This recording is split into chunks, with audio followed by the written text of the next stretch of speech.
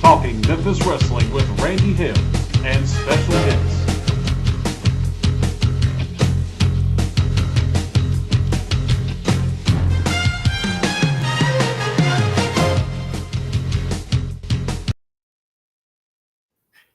Hello again, everybody, from our house to your house. Welcome into a big fun show tonight on Talking Memphis Wrestling. I'm Michael St. John, and I am not your host tonight, but I'm opening the show tonight and bringing on a very special guest, the one and only Pat Trammell. Pat, how you doing today, buddy? Doing great. Hello, everybody. Good to see you all. Had a good day today. Been thinking about first take. This is my first take. You remember, oh God, I forgot who the guy was, but he would say he was on the radio. Michael, I'm sure you had him on, had his show on. He'd say, you know what makes me so angry? Earl P. somebody. Earl Pitts. Great American. Jerry Burbank. I'm going to be Earl Pitts today. You know what makes me so angry? This college football playoff. I'm going to fix for America this college football playoff. That's my first take. We're going to have 10 conferences. The SEC is going to have the original 10 teams as God intended. And everybody's going to play everybody. And then we're going to have 120 teams in 10 conferences, the Southwest Conference, the Pac-10, the Big Ten, the ACC, and we're going to take all the conference champions, and we're going to have the conference champions in the playoff, and that'll fix everything. You know, you're on to something. I'm not going to disagree with you. You are on to something because, of course, we live in a state where the world exploded Sunday at about noon. And so, it's into something. But, when we had two teams, we had people bitching. When we had 4 teams, we had people bitching.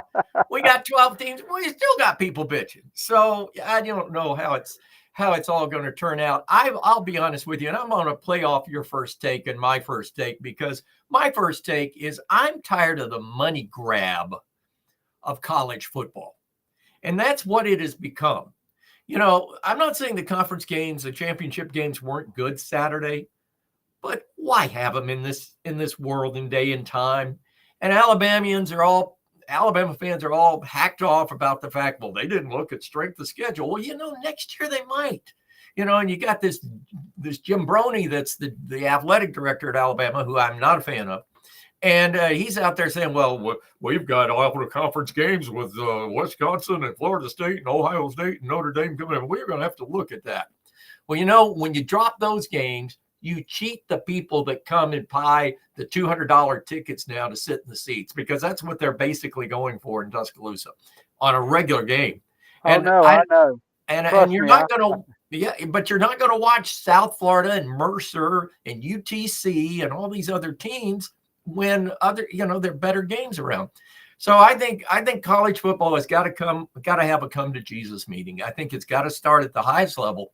And I think they're going to have to figure it out to where there's more parity now as far as play, but as far as the way all of this is turning out, it's the haves and the have-nots and the has-beens and the wannabes, and that's got to be fixed. So that's my first take. Let's get off of football, though, and let's get into something more important, because the reason we're here tonight is to wish the man of the hour, the Tower of Power, the one and only Randy Hales, happy birthday. Hello there, Randy. Happy birthday. Hey, a little different start to this program today. We try to do stuff different every time, and here we go today. And I will start by saying the Randy Hales story started in Jonesboro, Arkansas on December the 10th, 1961.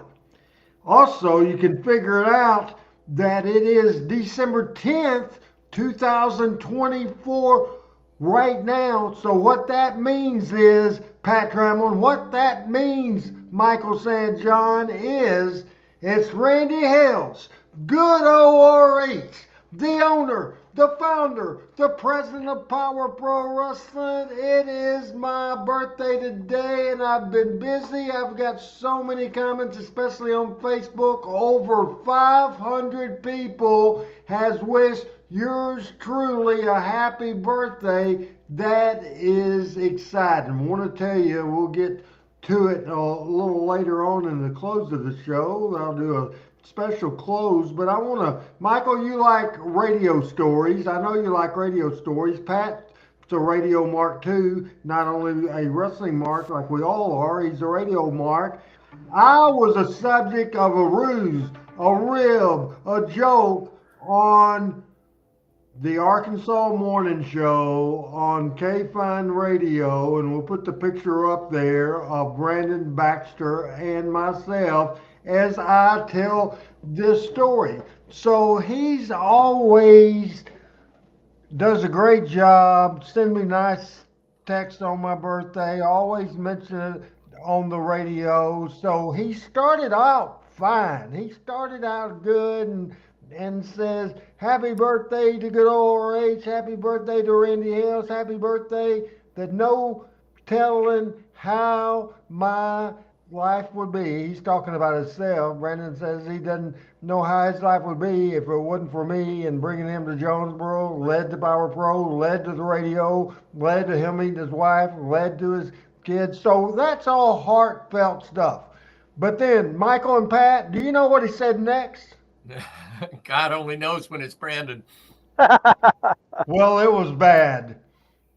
He pulled the rib of all ribs. Now, he tells the people, and this is impossible. They can't do it. He don't have my car keys or anything like that. And this is just impossible. But he says that I drive for Uber. Said, I'll take the girls anywhere all over the country. I'll take the guys anywhere all over the country. As long as you have money, Randy Hales will take you, and he will take you anywhere. And that was good. He was making that funny. But he says, but here is the warning. Then he starts screwing with my money, because that's how I make my living. Then he says he's planted a camera in my car. Oh. And then he said, "Oh, we're having trouble with video, but we have the microphones working." Then all of a sudden we hear horns blowing the horns, blowing the thing. Then brakes, car out of control sounds, and all kinds of things. He said, "For that matter, if you get Randy Hales as an Uber rider, you need to run as far away from that person as you can, because he can't drive." With friends like Brandon Baxter, who needs enemies, Michael and Pat? Oh, man. The rib of all ribs on the radio, man, just cut you to the quick, man. Yeah. I tell you. Oh, that's the thing about radio and live radio, and I absolutely love it. We had another bloodbath in our broadcast industry over the past 10 days. Both the two biggest companies in our business have laid off just prior to Christmas almost 2,500 people across the United States. And it's really sad. So when I hear a story of a Brandon Baxter or somebody local that's doing local radio with local personalities and celebrities like you are, Randy, I appreciate that. Now I know he's ribbing you, and I know it probably, it may have been a little too far, but at the same time, my big deal is publicity is publicity. As long as it's not an arrest rap, it's publicity. And as long as you're not on the police blotter, it's publicity. So even if they say bad things about me, and my gosh, people have been saying bad things about me for 56 years on the radio, hey, they got my name out there. So Randy, from all of us, we understand your concern, but all in good love and good faith. I think Brandon paid you a real tribute. Oh, it was fantastic. Let me ask you a question, just a quick answer. I'm just curious. National radio brands laying off. Can you mention who that was or not? Cumulus and iHeart. iHeart was first, and then Cumulus followed shortly thereafter. May I take a moment of the show just to do one thing, Randy, before we all get going here? Yes. And we'll talk wrestling in a minute, people. Hey, Amen. There, Frank Seaton. We'll talk wrestling in a minute, but Michael has something important to say. Over the past 28 years, every morning on the Funhouse Morning Show, we do our birthday club. And we have a very, very special birthday song. So if you would. Happy birthday to you. Happy birthday to you. Happy birthday to me. Happy birthday. Hey, thank you very much. How's that for having a radio personality with a board right in front of it? Great audio, Pat. Yes, sir. Nobody Absolutely. does it better than old Blue Eyes himself. Happy birthday, Randy. Thank you so much. We're putting to bed 1983. We'll start 1984, but I want to start with Adam, who is here. I'm going to start with him putting up the card from December the 5th. And I talked about this card last week, and we'll take a look at it as the opening match was Nature Boy Buddy Landell. Before he was the Nature Boy, he had black hair against Angelo Poffo. The second match of the night was the Grapplers against the Jaguar, which is Danny Davis, and Plowboy Frazier. Then came a 12-man, $5,000 challenge match with the Moondogs, the A-Team, which was Roger Smith and Don Bass, the Bruce Brothers, Porkchop Cash, and the Dream Machine with Jimmy Hart against this team, Terry Taylor. It's funny, anytime I mention Terry Taylor, Chris Ellis is not on. He sees the notes and all of a sudden he no-shows. Beautiful Bobby Eaton, Stagger Lee, who was Coco Ware, Robert Gibson, Art Cruz, and Dr. Tom Pritchard.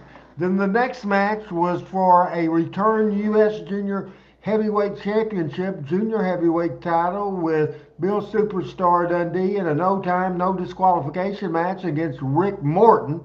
Then a CWA World Tag Team Championship match, Dennis Condrey and Norvell Austin, the Midnight Express, against the team of Dutch Mantell and the Universal Heartthrob Austin Idol, followed by the Southern Tag Team Championship match, the Fabulous Ones against the Road Warriors, December the 5th in 1983. Southern Heavyweight title match, the debut of Macho Man Randy Savage against Jerry the King Lawler. And look at that card, look at all those matches, and look at the ticket prices.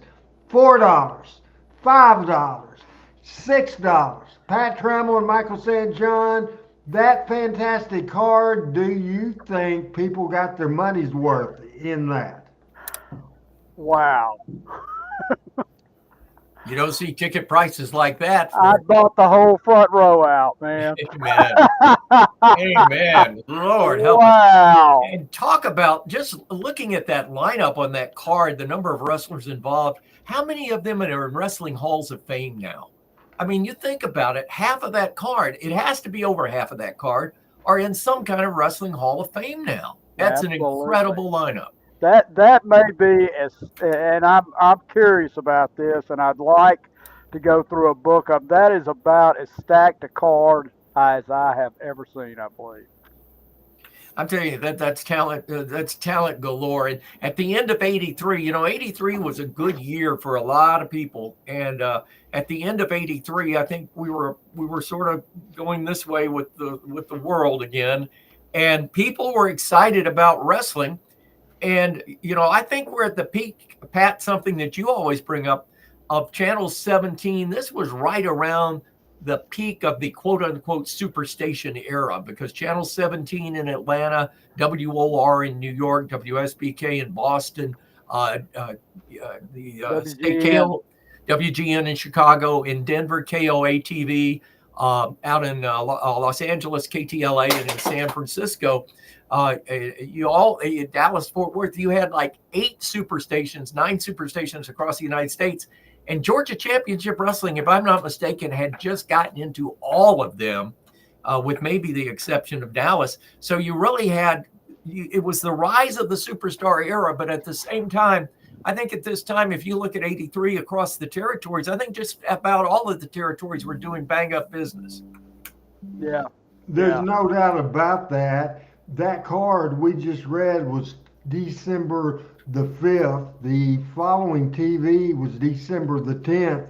That would be the first appearance on TV5 Wrestling with a nut, with the Macho Man, Randy Savage. And on Talking Memphis Wrestling on my 63rd birthday, we'll go to December, whatever I said. You said it was 11th. December the 10th. Tonight. December the 10th. On my birthday. On my birthday. 37 years ago tonight. Let's watch. He got a one That count, video. then realized that it was a choke.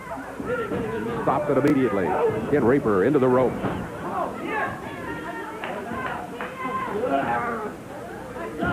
Reaper body slam.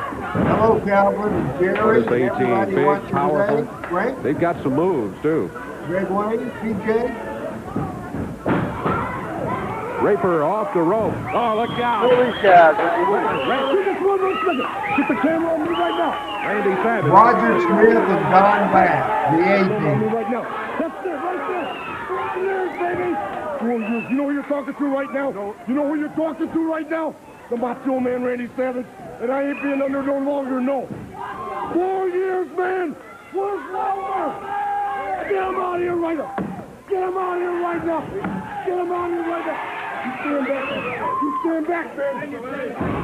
Don't tell me nothing, man. Don't tell me nothing, man. Don't tell me nothing. I'm the world heavyweight champion. 4 years, 8 months, 13 days. Get the king out of here. Come on. Get the king out of here right now. Get the king out of here right now. Don't tell me nothing, man.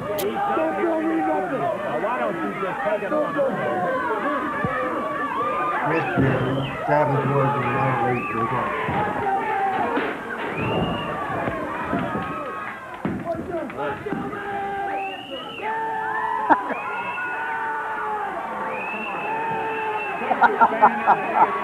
Savage was so creative.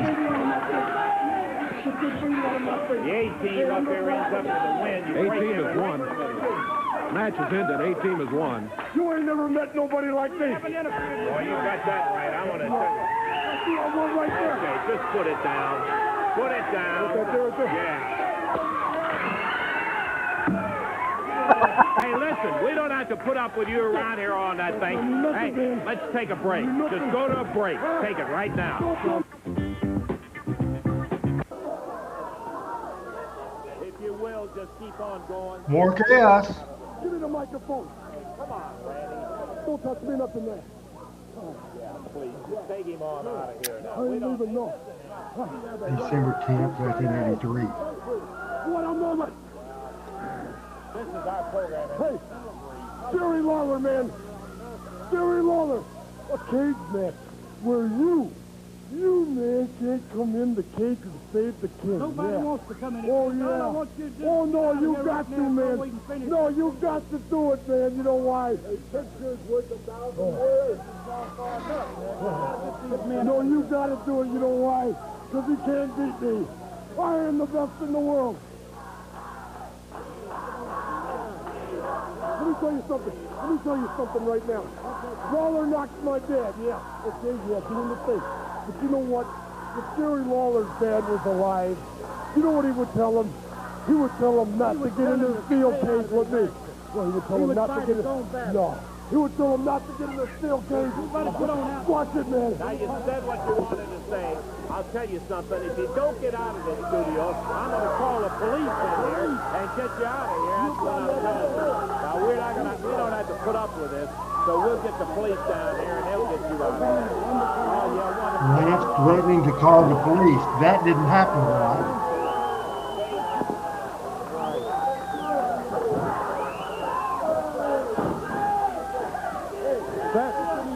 Angelo, why don't you get him out of here? We've got a match set. Let's see the worth 1,000 words. A pile driver. Okay, he's going to call him. Listen, we don't want anything to do with the police. Let's get him out of here.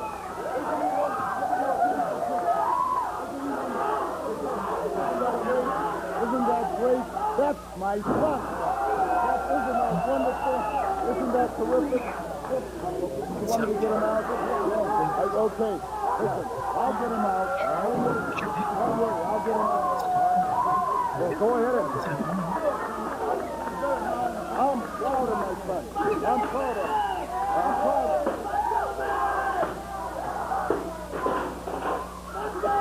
Come on.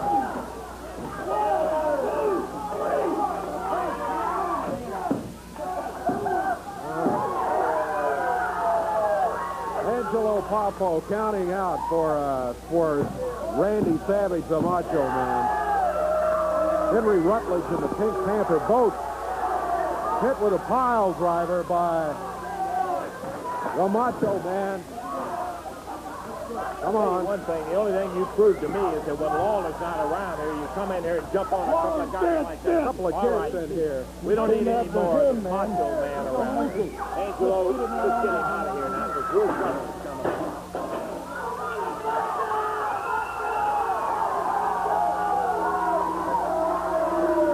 Savage beat up the Pink Panther and Henry Rutledge. So this was a studio interruption or a studio invasion kind of angle that they shot with this. It's just guys like that. Yes, Make every and it's the debut appearance of Randy Savage. I'll tell you one thing. I'm not supposed to be prejudiced, but I just can't wait. I just absolutely cannot wait until the action gets underway when the King gets a hold of this guy. I just can't believe it. That was exciting. When we come out of this video in about 40 seconds, I'll tell you what was wrong with it. Absolutely is the most I'll give you the guys the opportunity to tell me what was wrong with what they just did. Let me flip over to I'm going to get away from this glass, Dave. Maybe we can get this stuff cleaned up. Throw it up Monday night. Okay, Pat, what was wrong with that? I don't know if any. I don't know what was wrong with it. What struck me is I never saw Randy Savage until he got to WWE, but I thought he was a Vince creation. I mean, that's the same Macho Man that wrestled in WWE.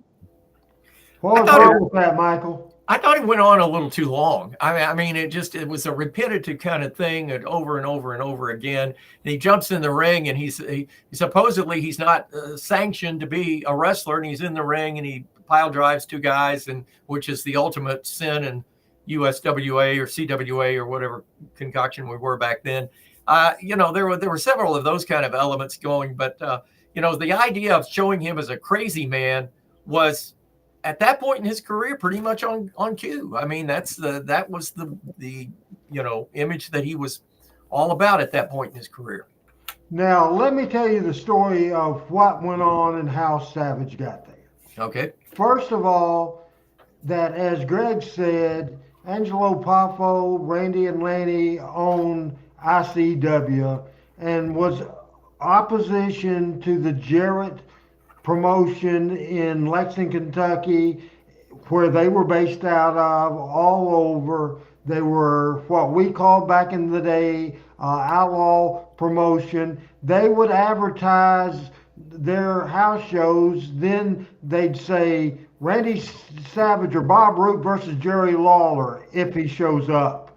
he gets $2,000. They promote our promotion more than they would promote their promotion. Well, they were running out of business. They couldn't make it. So Lanny Poffo then got a job because they were in opposition to a legitimate promoter, so they had trouble getting jobs. Lanny finally got a job with Bill Watts in Mid-South Wrestling. Then Angelo called Bill Watts and wanted him to take Randy. And he just Watts didn't have room.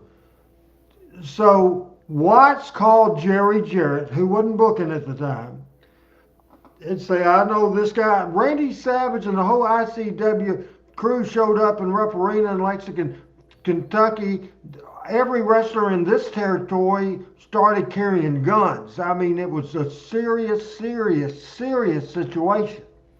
So the fans didn't know that heat. Maybe they did in Lexington that saw the ICW TV, but they certainly didn't know it in Louisville or didn't know it in Memphis. December the 5th, just for about 10 seconds, put that card back up there. Please, Adam. From December the 5th of 1983.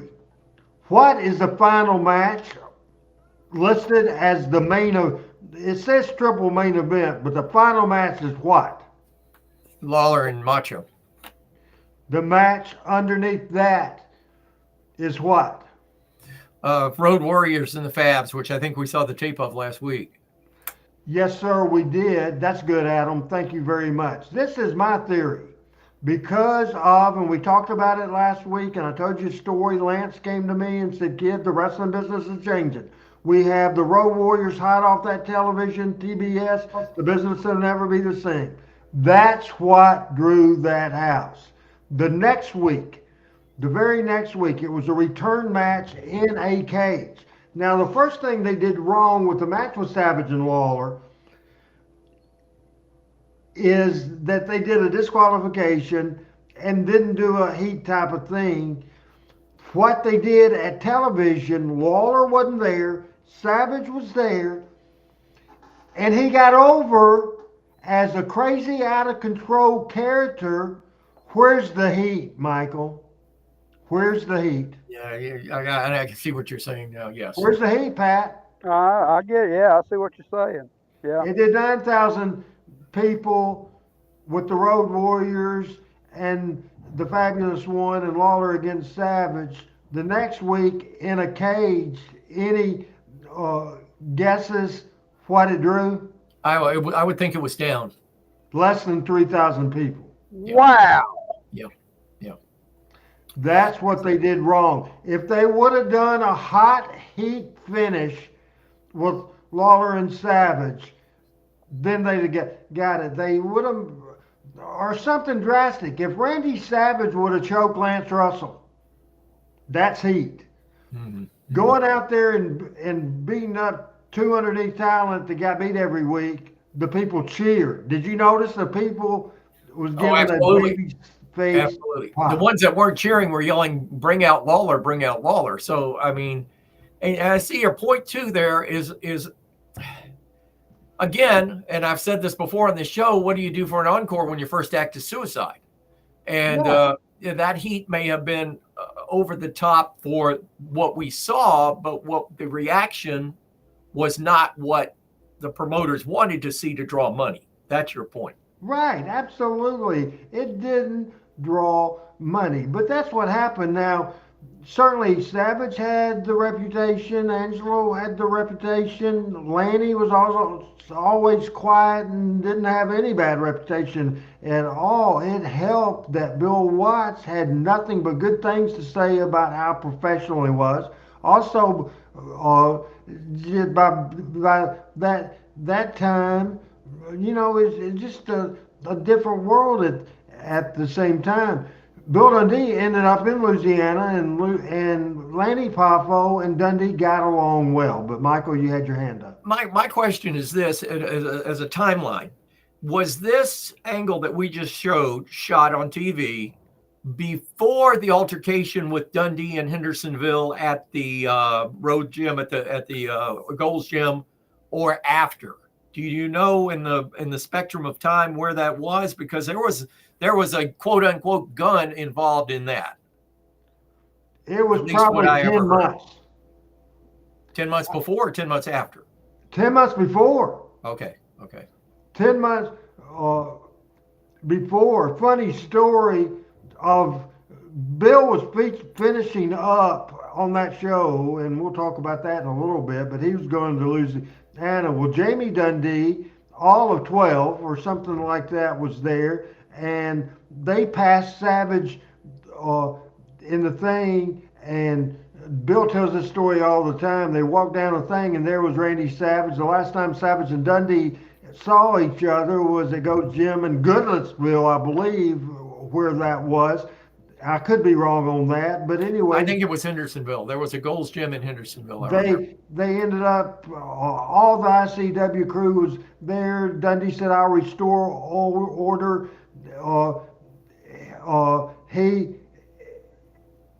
He grabs a gun. Savage jumped on Dundee's back. Dundee raised the gun, pointed at Randy Savage, or Angelo Poffo, says, "You get your ass off of me or I'll blow his freaking brains out." Before that also was a issue. And by the way, in that situation, Dundee had a hurt jaw. So there was big heat. But that was in like February, something like that. And this debut was in December. Jamie Dundee meets Randy Savage for the first time. His dad Williams said, "Are you the son of a bitch that my dad put a gun on, that sucker punched my dad? My dad was going to kill you." And Bill says Savage's response was, "Heavy drugs, kid, heavy drugs, heavy drugs." And that was the thing. Dennis, I hope that answered your question. I hope I told that by memory accurately, Michael. Let me give a little prelogue to that, if you would. In 80, right after Jerry had bought out Nick, Angelo got Nick's TV segment that was on Channel 17. Now, Nick Goulas had at the time Channel 5 in Nashville, which was the CBS affiliate, #1 affiliate in the town, and ran at, I want to say, a 2:00 afternoon time period on Saturdays.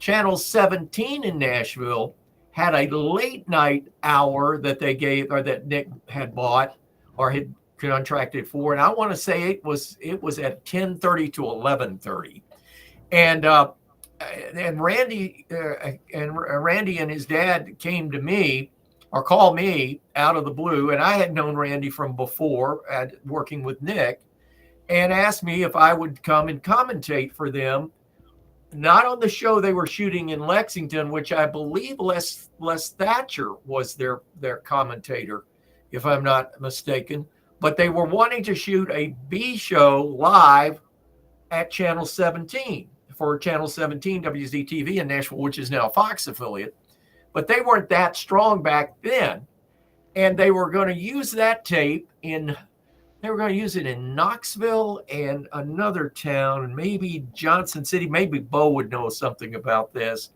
But they started running that Appalachian, I called it the Appalachian Trail.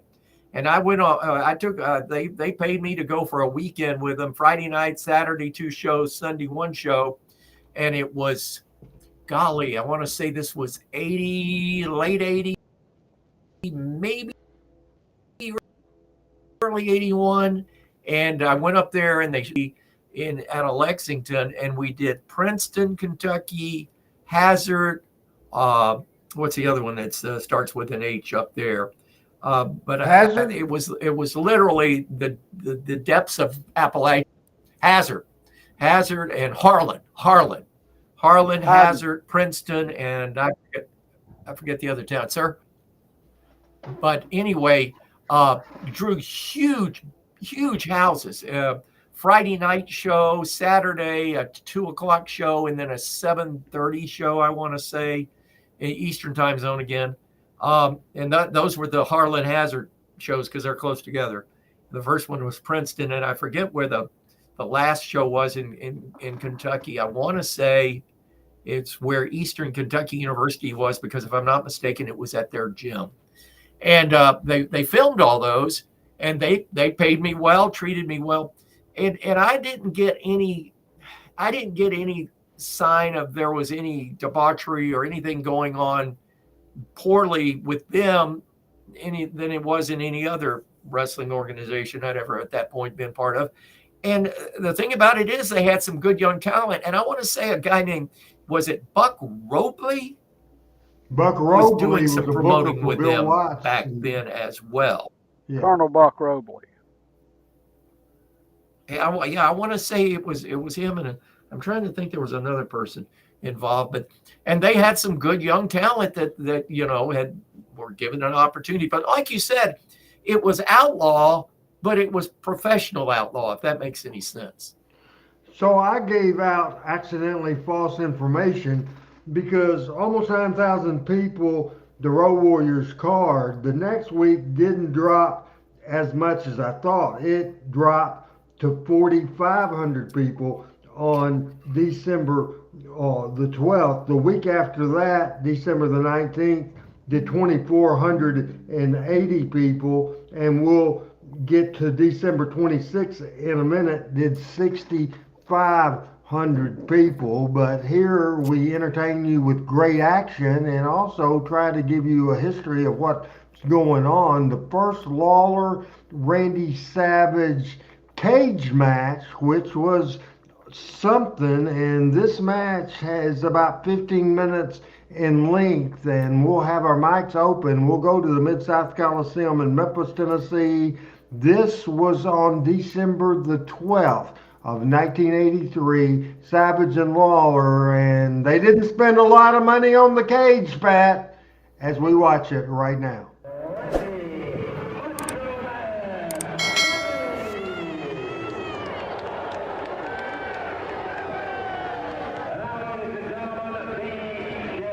What do you think about the cage, Pat? That's a pretty good looking cage there. That's not your usual cheap 9-gauge chain link fence.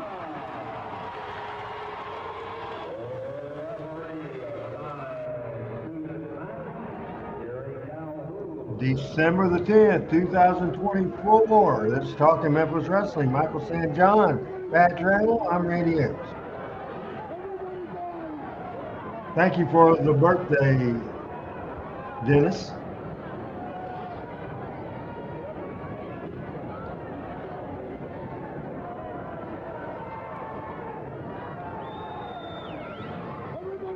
I like it when you just didn't.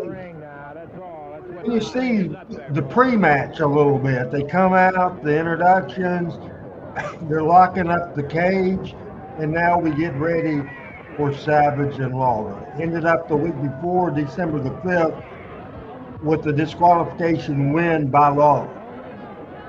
Is this at the Coliseum? Yes, absolutely. Randy West is right that Eddie did build the cage. The cage match they built in 1987 for the famous cage match with Rich hiding underneath the ring. Eddie had that built as well, did he not, Randy?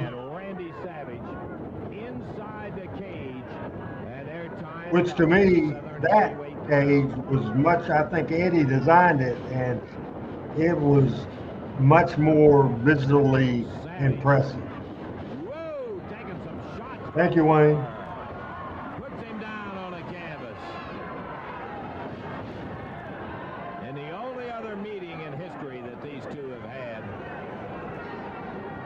Savage poured it on Lawler, Lawler poured it right back. And when Jerry got Randy Savage in a position, about 13 minutes left in this match.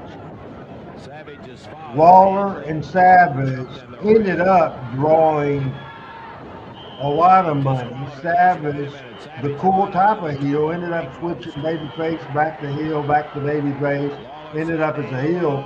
Then when he signed to go to the WWF at the time, Vince always said, don't give a notice. He wanted to hurt the local territories, Savage, because Jerry Jarrett and Jerry Lawler, the only ones that ever gave him a chance, a mainstream promotion. He says, I'm not coming unless I can give a notice. So that's the first, only wrestler that ever did that.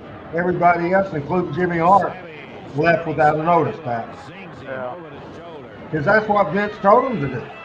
Jerry lost his cool, and as he got into Savage, Macho Man wrapped him up, nailed him hard, side headlocked him, and now reverse face lock on him. I don't know whether he's got his bone down there on that sleeper side or not. It's hard to tell. Referee Jerry Calhoun checking in there. Certainly. Now, Randy met Elizabeth in Memphis, didn't he? Lawler hooks No. the leg, Savage kicking it, trying to get away from it. She was from Lexington, Kentucky, where the Popos was living and where ICW was based. When Randy debuted in '83 in December, Liz came with him. Now, she was not an on-air character until she got to the WWF, but she was with him every Monday, every Tuesday, every Wednesday, every Thursday, every Friday, every Saturday. She was with him, and I thought that was the prettiest woman I'd ever seen. I'm not. It's hard to argue that. You are going to see fireworks and a half before this bout is over with. Southern title at stake. Macho Man hanging on. Lawler trying to pry him off. You know, most cage matches are into the cage and bloody and that sort of thing. Keeping a close look to be sure. So far, this is a wrestling match, Pat. It's a great wrestling match. Lawler Yes. tried to go underneath, it looked like, to get him in a fireman's carry throw, but Savage stepped out of it, hooked back in, and he really wraps it around him. That wrist bone applying a lot of punishment on Lawler, but it wasn't low enough to go for the sleeper. Straight standing side headlock, Jerry Lawler. Randy Savage.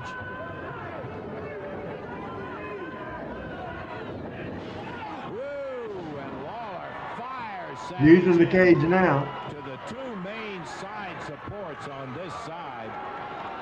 Savage hit those 2x4s, bounced off and hit that concrete. Adam has a good comment. He says the cage was more of necessity to keep people in and out, not a gimmick or extension of the match. And that's a good point. Side he is down on. Not all sides have any slack in them.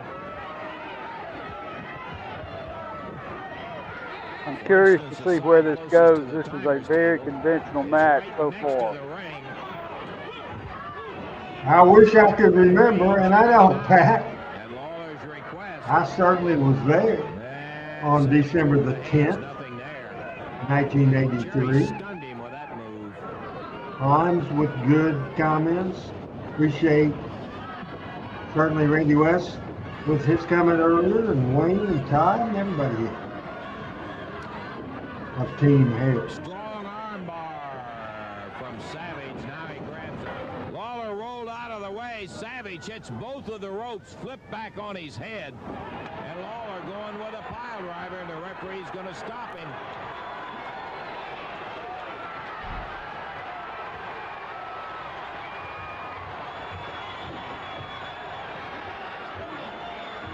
Man, the threat of the pile driver Lawler, despite the was warning of the something. official, he's trying to pay Savage back all at once. Up in the air, and there goes Lawler, jumped over, and Savage falls on the ropes.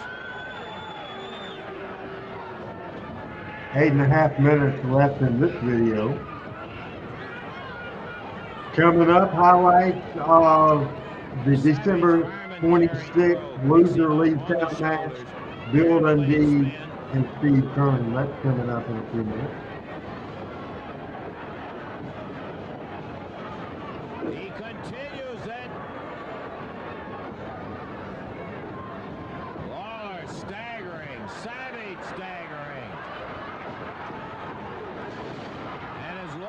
swings at him. They both go down.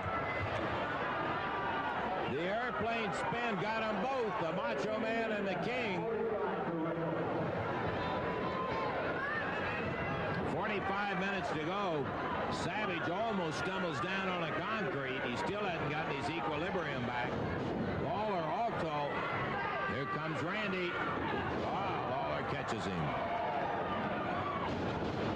Big elbow. Puts him on the deck. Frank, as far as structures of the cage, basically it was the preference of the promoter. You can bet you neither one of these bodies will be able to stand at 45 more minutes at this pace, although I said the same thing about Lawler and Terry Funk, and they went 60 minutes. But Savage is totally a wild man. I just don't see how it's going to happen. The referee breaks him up. He goes right back at the throat of Jerry Lawler. Pat, we've seen a lot of video in this series that we're doing. Some unique matches. On the ropes, he's choking Lawler. Yeah, very, very much so. I like seeing early Randy Savage. catapults him back to the center of the ring. He's got both hands of tights. He's got one count. The referee sees him, says, break it up.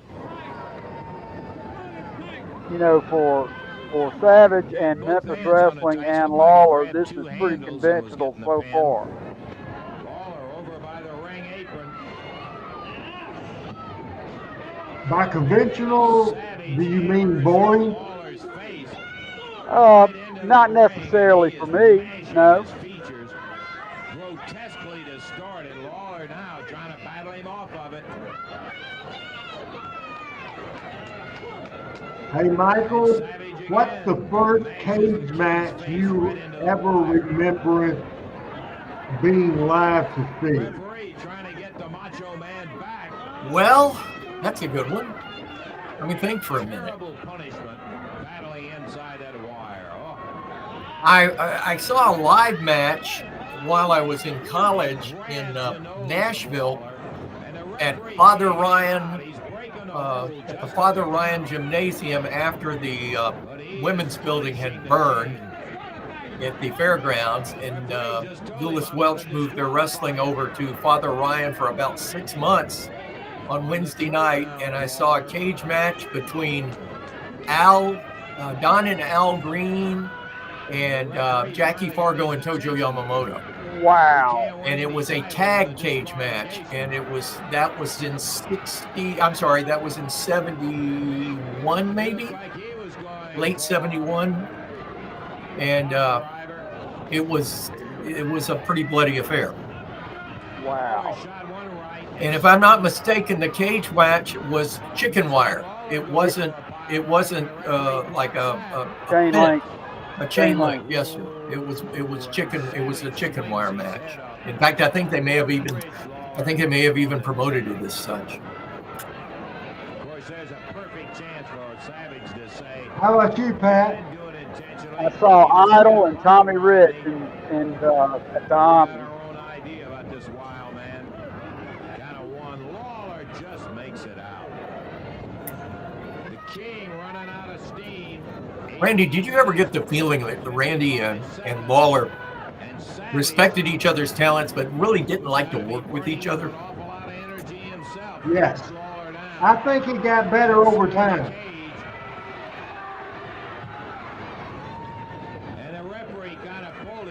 The thing about Lawler is Lawler always was a battler and a bruiser and a brawler, very Fargo-ish in his training and what he was in the ring for much of his career.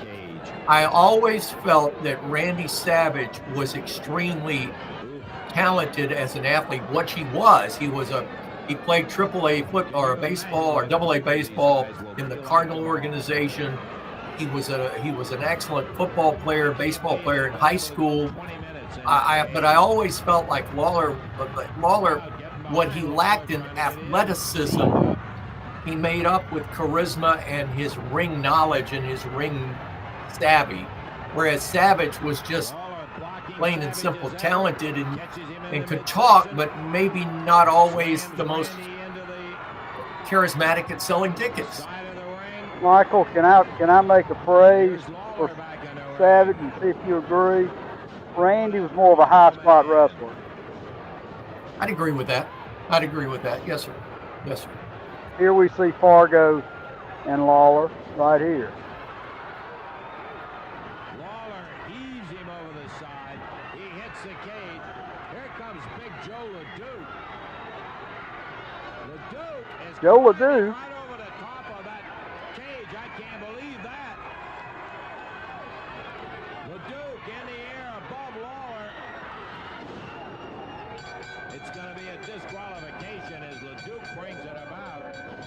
20 minutes and I think this match was underwhelming. but now LeDuc I agree. and Savage have Lawler in Yes. Did LeDuc wrestle for the Poffos in ICW, Randy? I don't think so. I don't remember him, no. Has anybody followed Joe on Twitter? He apparently has started following me, and I've been getting a lot of his Twitter posts. He's very critical of today's wrestling. Who's that? Joe LeDuc. Joe LeDuc's been dead for years. Well, somebody then is using his handle on Twitter, and that right? is very critical of professional wrestling today. Lawler wins it, but will he regret this one? Calhoun thrown over the top rope, dropped out into the concrete floor. So now they're getting some heat. They're trying to get some heat on Savage. Savage drops with an elbow. They've got to get that door open. He dropped the elbow as good as any that has ever done it. While Savage holds him, LeDuc drops down with a big leg. I brought LeDuc in for Monday Night Memories too, in Louisville and Memphis, both in 1995. Joe LeDuc was born on August the 31st, 1944, same year Bill Dundee was born. He passed away May the 1st, 1999 in Atlanta, Georgia. Jamison and Dutch trying to get LeDuc out. Art Cruz helping Lawler. The referee A question about LeDuc having a brother. It seems like I remember somebody named Jon, John LeDuc, wrestling at some point, but I don't know if that was brother by blood or brother by He had a brother that he wrestled with, Paul LeDuc. Carl LeDuc. Okay. Paul. Paul LeDuc. Yes. They wrestled in Canada together.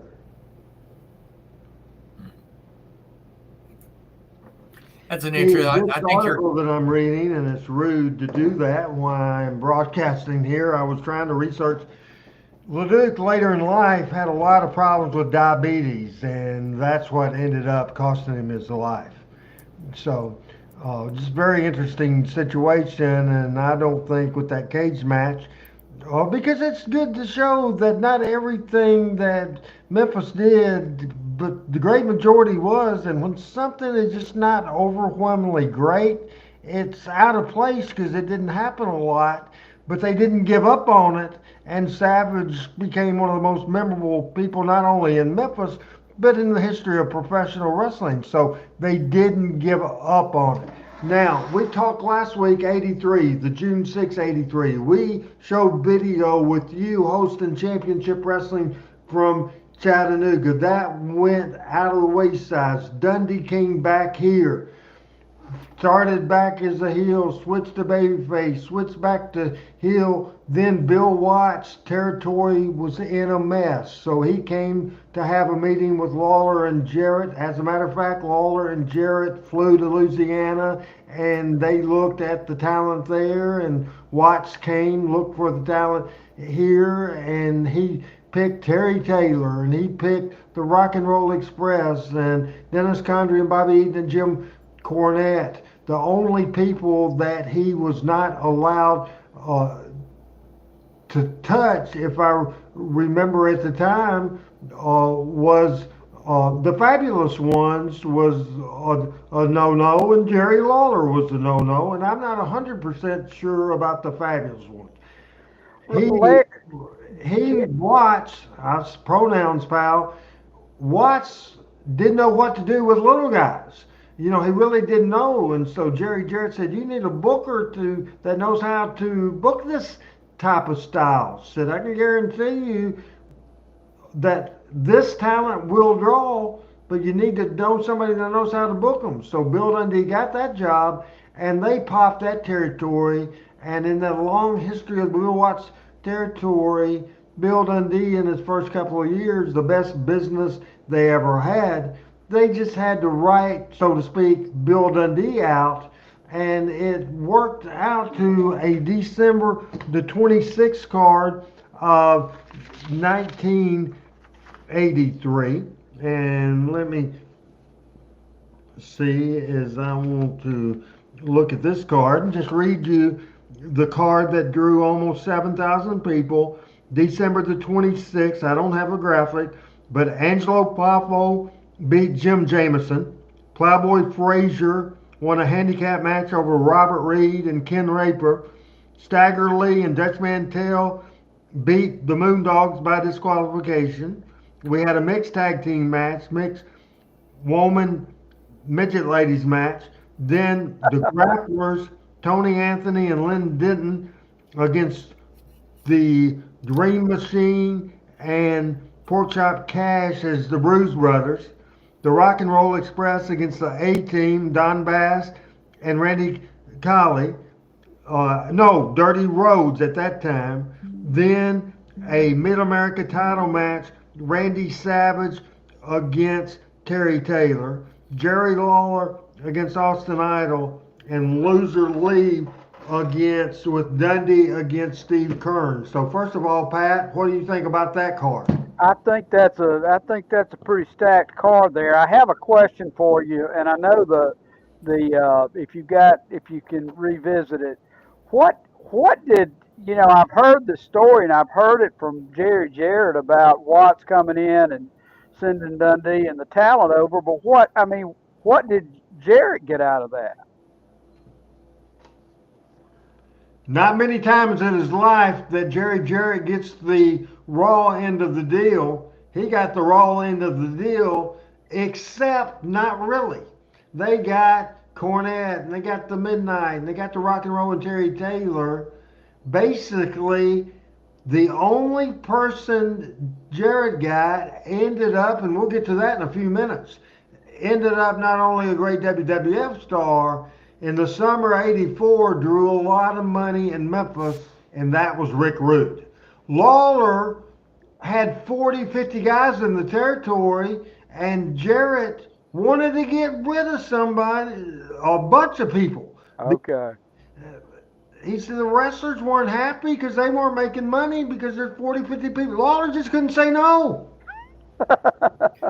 Randy, looking back at this time in this time period, you had Jerry Jarrett that was involved in booking at some point. You had Lawler that took over the book. You had Dundee that got the book. Who was the best booker? It depends on the time period. I think all-time Memphis territory, Jerry Jarrett. I think the best money year in the history of the Memphis territory, Jerry Lawler.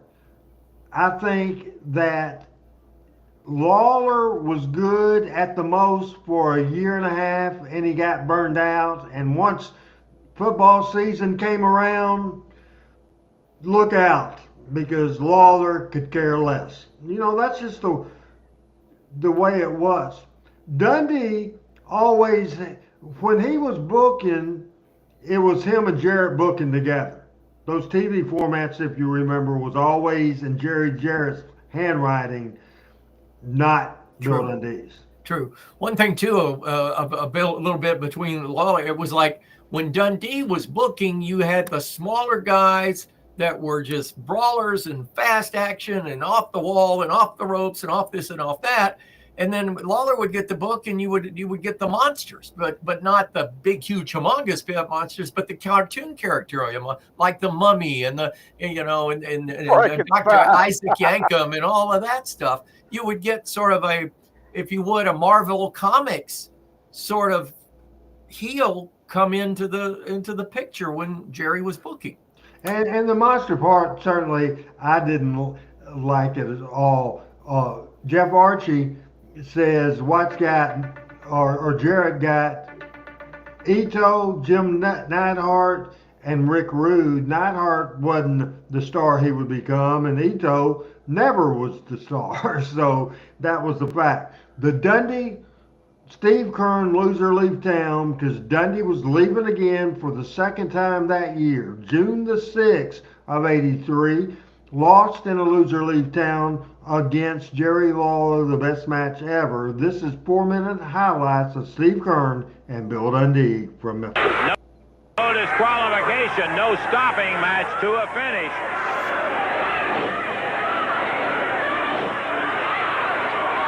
We're right at the 15-minute mark.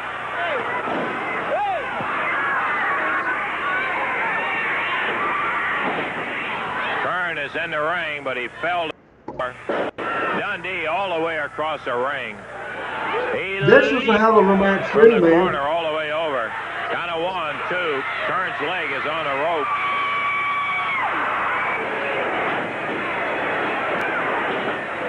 Referee Paul Morton. Referee, the great bald eagle.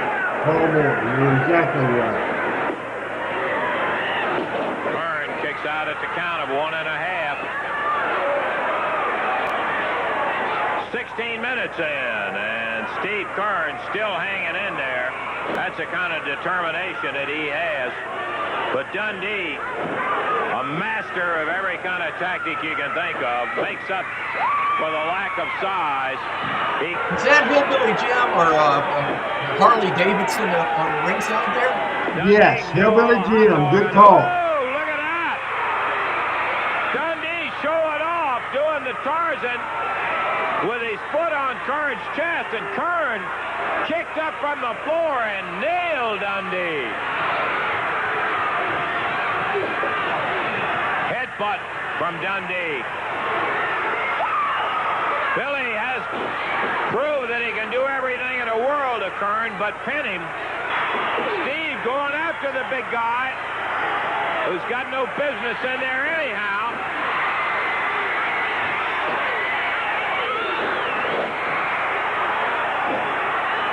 And Steve Kern working on Jim Morris. Look out for Dundee. Oh, we see his hand. That was his real name, by the way. He's just waiting on Yes. Kern. Do you remember Pat, Hillbilly Jim? Kern Yep. got Morris out of there. And Kern ducks and fires Dundee This is over. typical Dundee He dropped finish. the train, He the liked chain, that. and now Chain, Steve's got it. backdrop, babyface gets the chain.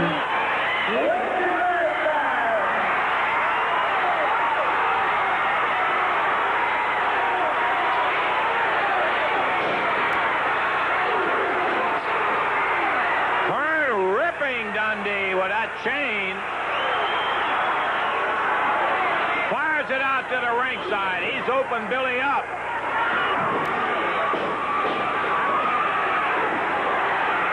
Kern ripping Billy.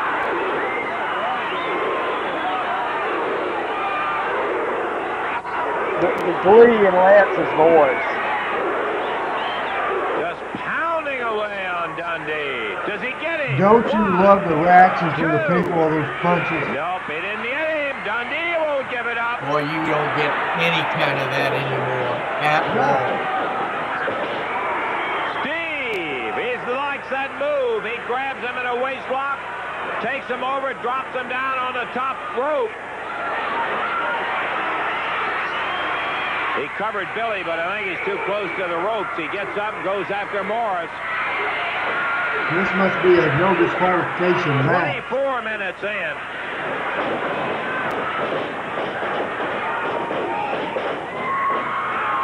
Steve down. Morris pushes Dundee down. 1, 2. Steve kicks out. Paul Something Morton simple goes. like that. The false Paul Morton finishes goes. now are prostitutes. They really are. Paul Morton with the slow count. Absolutely. I love Paul, not a good referee. Hearn, a ripping right hand. Lawler was at Kern with the finish. Three, he got it! And the Well, that people was it, and quite a go moment it crazy. was. The too, baby's when that going third there. count came down there, Steve. There's Bockwinkel in the And background. you stayed, Dundee left. I know Stan Lane was happy about That it, too. particular show, he co-hosted the show with Lance and Dave. And we just saw a tease of it. So, Pat, what did you think about that clip? I thought that was a great match. How about you, Michael? Again, for that era, two of the best workers in the ring. Absolutely, two of the most bona fide certified workers in the ring, without a doubt. Great match. 1983 on that card ended, and as I've said the last several weeks, 83, the most profitable year in the history of Memphis wrestling, and it never touched that level again for an entire year. Just tremendous, tremendous year. 1984 brought a bunch of changes. Lawler started out of the year booking. He booked a tournament in Memphis and had the Fabulous ones working like 3 times. He returned that in Louisville the next week. The Fabulous ones told Lawler, said, no, we're not doing working 3 times. Lawler says the tournament's set up to follow our TV. You have to. And they still refused. So Lawler fired the Fabulous ones, the hottest babyface tag team since Tojo Yamamoto and Jerry Jarrett. There's no doubt about it. And he fired them because business is business. Just like in 1974 when Lawler refused to go to Johnson City after the biggest year of his career to that point and of Memphis wrestling, Jerry Jarrett fired Jerry Lawler. Jerry Lawler fired the Fabulous ones and made a crucial, critical mistake. And we will see the new Fabulous ones right now. This is short, people. I think that you're really going to be proud, as I am, of these men. They know what to expect from me. They know what to expect from you. They've been in New York and Ohio and all over the North and all over the West. Now they're in the good old South. They both love hominy grits and hog jaws and black-eyed peas, baby. Tommy, Eddie, baby, we got our work cut out for us. I don't want 100% from you. I want 110. So let's get with it and be good boys and put out all you got. And don't ever forget the fans. They're the backbones of the whole thing. Okay? Yes, sir. Okay, thank you very much. And my new Fabs, baby, and we'll be seeing you around. I wanted you to talk, Michael, about that idea. Fab's gone, Lane and Kern. Lawler goes with Rich and Gilbert. And whose idea? I just know it wasn't Jerry Jarrett's idea. I can tell you that. I don't know if Rich and Gilbert suggested it to Lawler. Lawler came up with it on his own. I wasn't in the office yet. I have no idea. But what did you think about the idea? Well, anytime you've got anybody as hot in a situation where it's hard to replace a legend or a legacy. And the Fabulous ones were the first in the position. They were the Kleenex of the world. They were the Xerox of the wrestling world. They came up with an idea, an angle, a gimmick, call it what you want, that just blew the roof off the place. And people, the key to the original Fabs, I really think, was their dress as much as their looks. Two really good-looking guys, good built, well physiqued, that women loved. It's like the old bar story. The success to a successful bar or nightclub, get the women in the club and the men will follow. Well, that was sort of what it was with the Fabs. The women just flocked to the arenas. They wanted to see them. They wanted to touch them. And God knows what they wanted to do after that. But, you know, I think anytime you have that kind of a ceiling and they leave, whether they're fired, they go elsewhere or whatever, when you try to replace that legacy immediately, it's a failure. I don't care if you bring in, You know, they could have brought in Bruno Sammartino and Lou Thez and called them the Fabs, and it wasn't the same. And the fans right away get offended by that. We see it in the radio world. You lose a morning show guy and you call the show the whatever. You bring in a replacement. The replacement could be Howard Stern and Don Imus put together, and they're going to fail miserably. And I think that's what it was. They didn't let everything cool down. They didn't let the pot simmer. They tried to right away replace big money with big names. And the problem was, I think both Tommy and Eddie, you know, they had been such great singles wrestlers in other areas and on the Superstation and so forth. You know, all of a sudden they come back to Memphis. You put them together as the Fabs, and the fans go, that ain't the Fabs. That's Tommy Rich and Eddie Moore and Eddie Gilbert. So I think the timing was just bad. Pat, your thoughts? I thought Michael alluded to this. You know, it was insulting to the fans. And, you know, it's new Coke. I mean, that's exactly what it is. Good copy. And to be honest with you, you know, there wasn't a lot of excitement with Fargo. I mean, he barely sold it himself. He's like these two guys. Now, the other part of that was this. Tommy, at least, you know, it was obvious they were put together. But you know, Tommy had a lot of credibility as a singles wrestler at the time. And you know, when they put together Steve and the Steves, Stan and Steve, you know, they had all kind of been around, but they hadn't been top of the top. And you know, Tommy had a run in Georgia, so you know, the fans are smarter than Lawler thought they were in this instance, and they just weren't buying it. Well, the thing about it, and it was one of our viewers Jeffrey's brought to the attention, that the one thing that this did is it led to one of the best heel turns in the history of the Mid-South wrestling, in my opinion, in Memphis wrestling. And we'll get that in a little bit. I appreciate all the birthday wishes, folks. And then I'll explain later on. In '84, Jerry Jarrett returned as the booker. He switched Tommy and Doug to Tommy Rich, or Tommy and Eddie to Tommy Rich and Eddie Gilbert, and he brought back the real fabulous ones immediately after coming back and brought them back full time. Did they go to AEW when they got fired? Is that what AWA? They went to Vern, yeah. Yeah, no doubt about it. And then they went ahead, they established Rick Rude as a top guy. These next three videos will be involving Rude. This one, Adam, I'll give you the first words of the description, but not the entire thing because it'll tip it off. Lawler pile driver. Let's watch that now on Talking Memphis Wrestling. Pat Trammell, Michael St. John. I'm talking on about my birthday. Take a careful look at all of the action that took place. Lawler trying to get up. Big crowd at the Mid-South Coliseum in Memphis, Tennessee. This is a belt on a pole match. He wins it. 11 minutes, 11 seconds.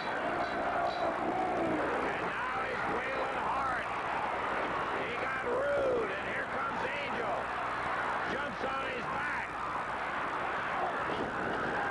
Rude slams Lawler down, and now beating on Lawler.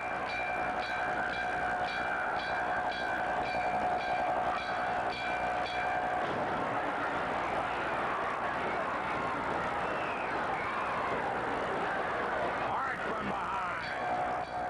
Angel grinding away at the legs of Lawler.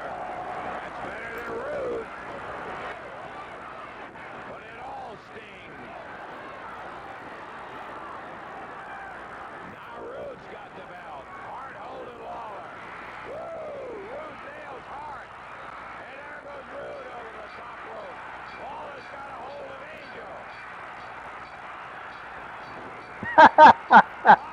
Oh, Look at the people, Pat. baby's in the air. The only thing I can say is you saw her jump right astride Jerry's back, and of course that provoked the whole thing along with previous incidents in there.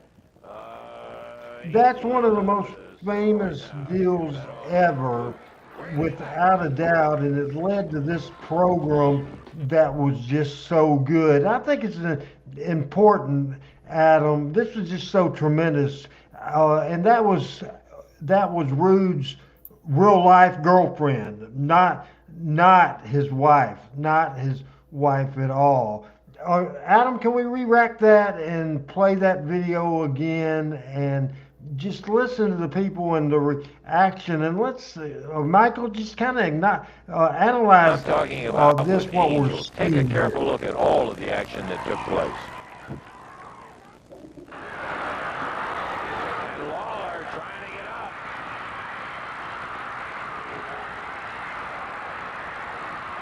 He's on the second turnbuckle. He's on the top one. He grabs the belt. He's got it. Lawler's going to win it. He wins it.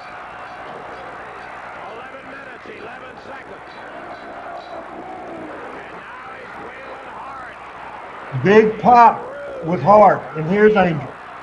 Jumps on his And this was an era of time where a man wasn't touching a woman in the ring except to get her out of the way. And then for him to pile driver, that totally popped the crowd.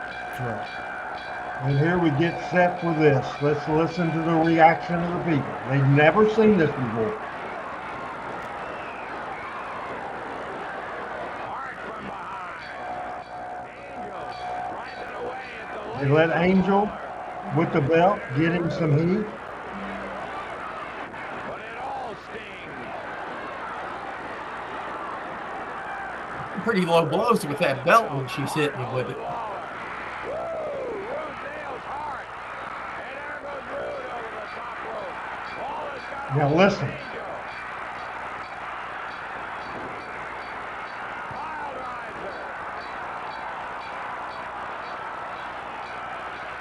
And the crowd responds. Randy West drumming that from upstairs. What a shot. Over the top rope. Talk about heat. Hold of Angel. Pile driver. And she sold the heck out of it, too. And the crowd responds.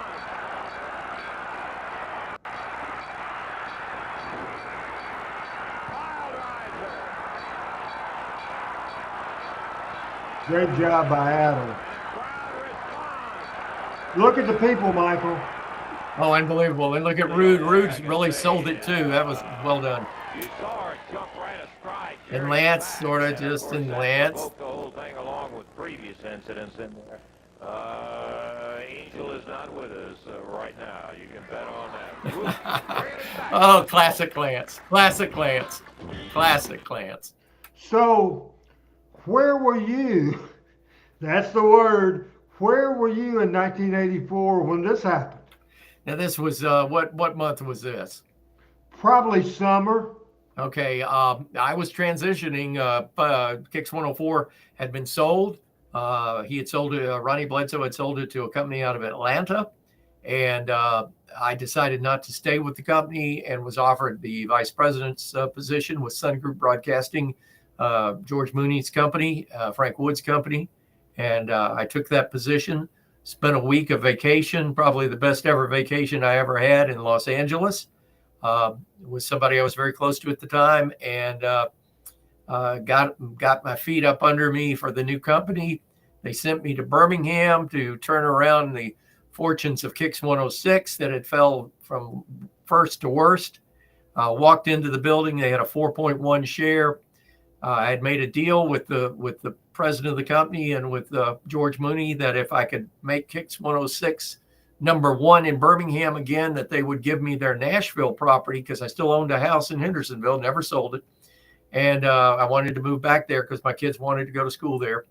And anyway, when George Mooney and Frank Wood signed the contract, they were like, yeah, it'll take him a couple of years. We'll be good. Well, 9 weeks later, we went from worst to first in Birmingham, highest number Kicks 106 ever achieved, a 14.9 share in the fall book of 84. And all we did was shut up and play the hits. And we had a great haunted house promotion where a new star, a budding star on the scene that we were one of the first stations in America to play her song, came and hosted our JC's Haunted House down in 5 Points South. And she hosted 30 of our listeners on a private tour through our haunted house. And she played a concert that night at the Boutwell Auditorium, and it was none other than the soon-to-be wrestling superstar singer as well, Cyndi Lauper. Oh, what a fantastic story that I did not know. I think Pat's back. Pat, are you back on the set with us? Yes, you are. What did you think about Michael's story, and what did you think about the Angel pile driver? Well, like Michael said, you don't see that very often. I had not seen that up to that time in 1983, and you could hear the pop for sure. It continues with Rude trying to get, yes, PJ, that's who Michael had that radio program promotion with. Adam, this is Rude pile drivers. Oh, no, Rick Rude destroys. Rick Rude destroys is that video. We've seen this before.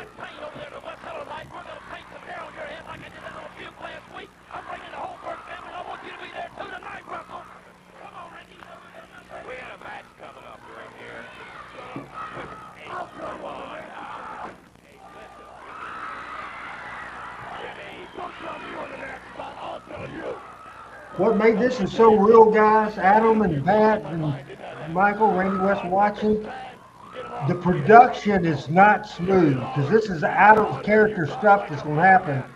And so it looks like a shoot because the production does not look set up.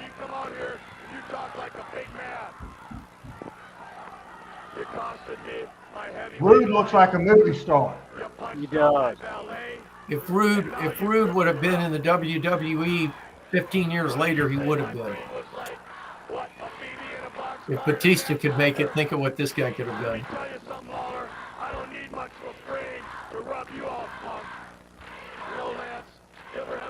He was 2 years in the business, probably 3 at the most.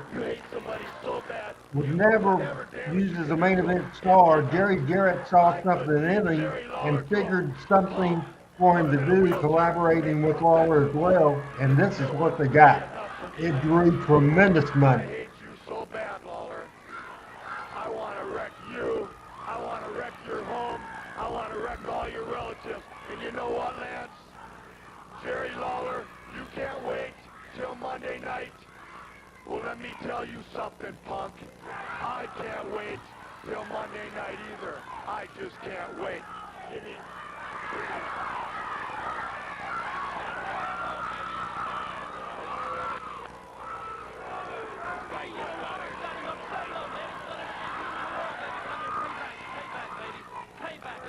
See, Lance looks puzzled.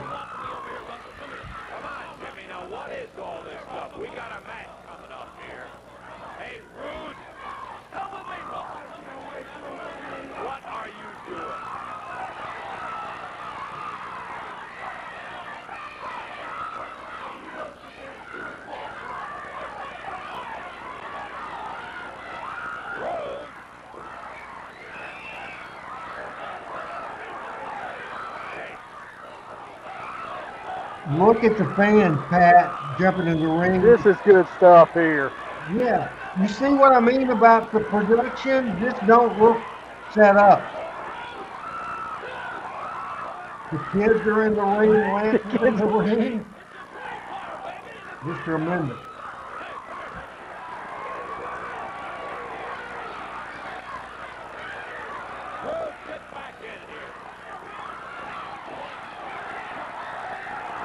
I'm telling you, we get back in here like it's his kid.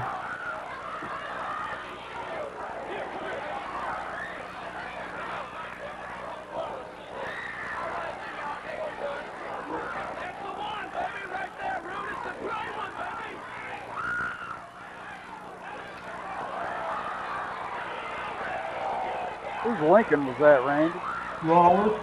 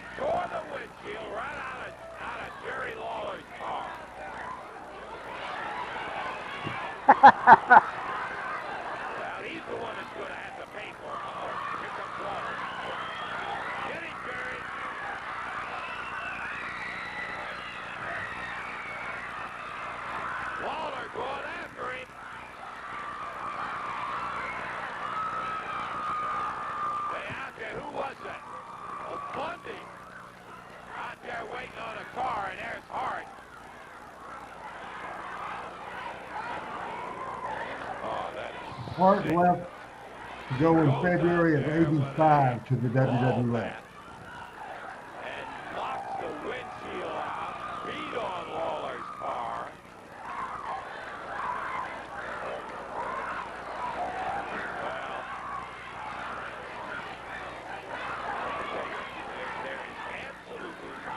You know, I guess after this is when Channel 5 made that camera more portable to get outside to some of the other angles they shot outside. Yeah. Lawler without the leotard look.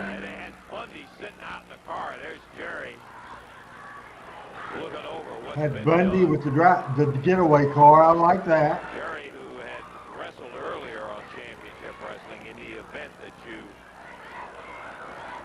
didn't see it, they got him back out of the shower. Well, okay. Mama said there'd be days like this. Lee took a ball bat and absolutely just shattered Lawler's windshield, beat on the car, walked all over it. Yeah, okay. All right, let's take a break and we'll be back with Absolutely, DD. I totally agree. Wrestling was real back then. And you see, it doesn't matter that there wasn't a camera you could carry outside. The production quality was pretty crappy, but they were trying to get the live, what really actually happened. And the reaction It's of the beautiful people. TV. Yeah, it's beautiful TV. It's what TV on live TV is all about. And I want to elaborate a little more. Pat's gonna have to step away, and obviously, it's 8:30, so I don't know, Pat, if we'll still be on the air when you come back. But just thoughts of what we just saw on that and about the show that we've had today. Well, I hope I'll be on a minute. I was supposed to have a call at 9, but I think it's going to be a little earlier. But it's a business call. But anyway, on that, it's just what I said. You know, it's live. You know, Sterling Brewer used to say portions of live studio wrestling, but that was live studio wrestling. That's something that I'm going to, Suzanne, you won't believe this. Look what he did to his car. You know, that's what this stuff is all about. That's what makes Memphis wrestling Memphis wrestling. Well, Pat, go take care of your phone call, and if we're on when you get back. Well, he's got to call me, so I'm just going to sit here and watch. So go ahead. Just real quick, too, Pat, and you made a fabulous point there. Could they pull that off on TV today without looking staged, being that we have seen quote unquote live shows, reality TV, wrestling, everything. Can you pull anything off like that on TV today to make it sell the way that just did? The only thing what was going through my mind when we were talking about this is the white Bronco chase. Wow. It's live TV, things going on. I don't know if you could or you probably could, but you probably would have to rehearse it to do it. Well, and what have you not seen on TV other than, and even, we've even seen murder on TV. I mean, you've seen the videos now of the guy from United Healthcare getting gunned down. And I mean, and that's as gory and as gruesome as you'll ever see. I don't think you can ever do this. And you know, the one thing about it, Randy, that I loved about the way that was done is the fact was Rude was hacked off. When you're so mad and so mean, you'll do anything dastardly to do it. And he rips back the curtains. How many people in the TV world up until then knew that there were garage doors behind those curtains the way Memphis TV was set up? Nobody. It was just awesome thing, and as Adam pointed out, one way that now every cameraman, half the audience, everybody knows, because half the people's in the building when they do the rehearsals, what's going to happen next. First of all, that's the main thing to do it today. Don't smarten up the cameraman. Don't smarten up the director. That's what you have a producer, as in a Jerry Jarrett or a Randy Hales or whoever up there that knows what's going on. And, you know, it's just a natural reaction. You know, I tell people, I said, how did this stuff not get out? Well, the reason it didn't get out is that the wrestlers wouldn't know what they were doing till they were caught in that bathroom, or in later years for Power Pro, the conference room, we got moved. Remember when they took the radio stations out of Channel 5 with the new ownerships? We got the FM 100 control room, conference room as the Power Pro production room. Nobody knew what we were doing. There wasn't no rehearsals. It'd just be hard to do. They'd have to change what going on. That was the days that you could kayfabe the staff. You could kayfabe the wrestlers, and like they would be amazed at what they were seeing at times as well. How many times back then you'd have the wrestlers, when something like that happened, you'd see them peeking through that doorway where they came out at Channel 5, watching what was going on, because they weren't privy to what was going on prior to it happening. This is a pretty big match we're going to watch now, and help me with it, Michael, because it's 16 minutes, so we'll have to add to the commentary. Not that Lance needs help, but we can tell the story of what's going on. This is the tag team of Jerry Lawler and Randy Savage is a baby face at this time, and they're going against Rick Rude and Bam Bam Bigelow. I'm sorry. King Kong Bundy. I'm sorry, I'm out of my mind. And Rick Rude against Savage and Lawler. This is 16 minutes, 21 seconds as we watch now and talk about the crowd. This tag team match is one that I didn't think I would ever see. One full 60-minute time limit. The first family of professional wrestling, King Kong Bundy and Rick Rude. Their opposition, the team, unbelievable as it is, Jerry Lawler and Randy Macho Man Savage.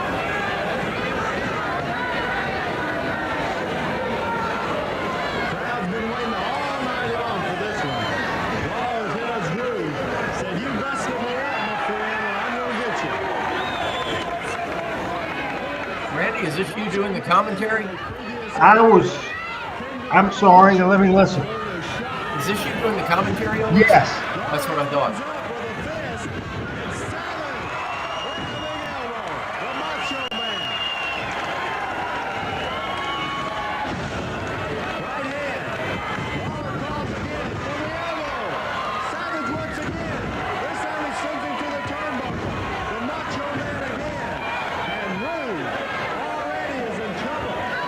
Man, Bundy was a big guy, Michael and Pat.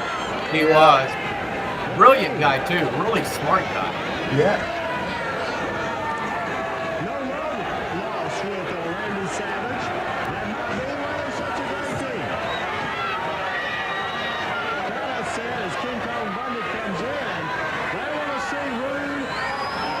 Yes, this was pre-WWF, buddy. I think he came from Bill Watts.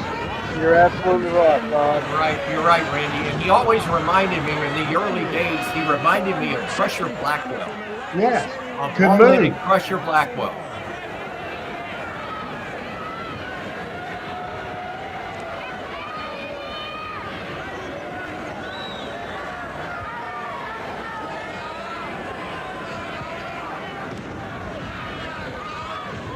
Bundy backs him up. Here comes Randy Savage. Hooks the arm. Takes him over.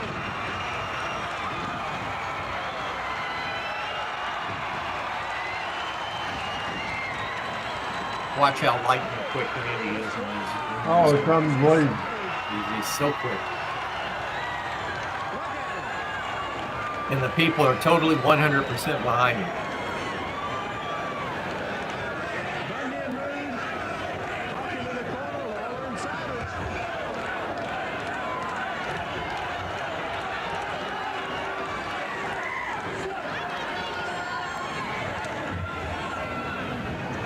Man, this Bundy's huge. Man, Bundy is big.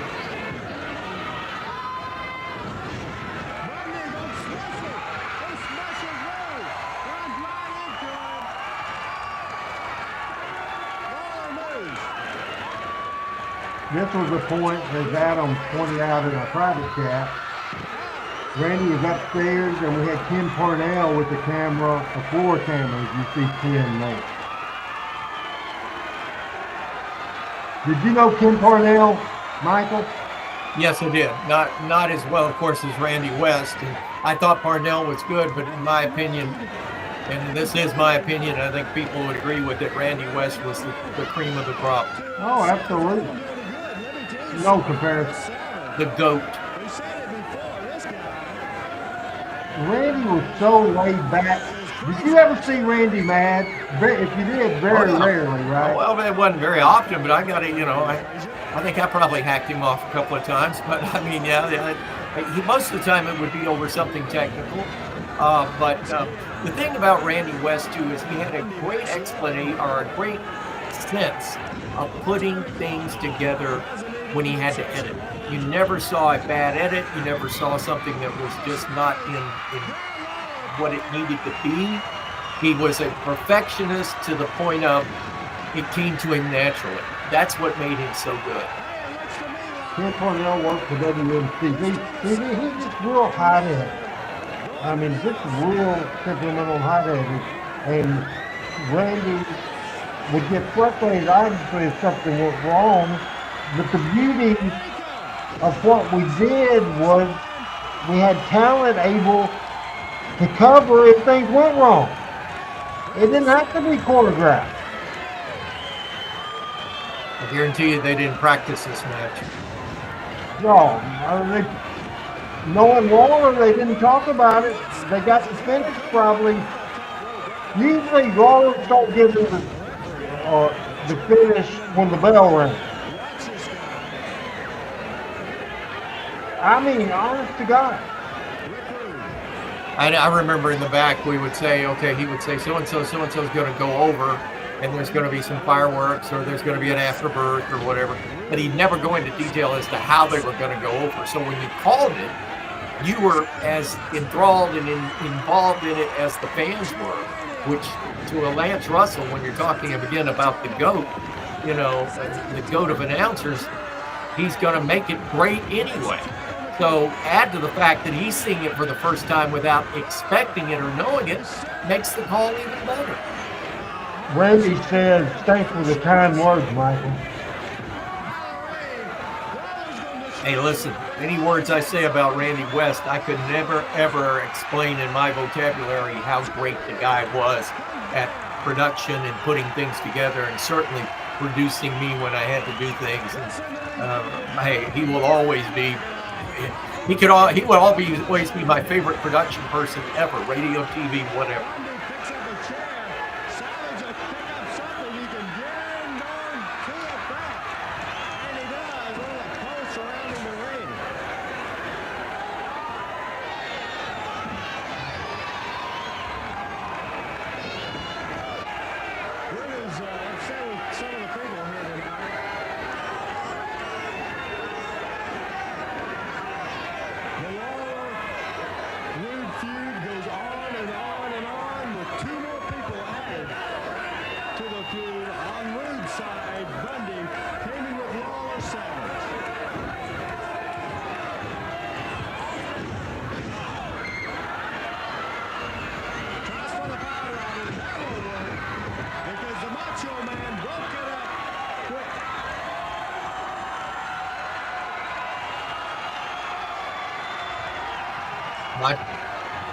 Macho Man taking Lawler before anything bad could be done. People pop.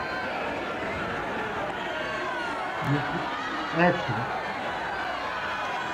This is textbook, Randy. This is textbook stuff.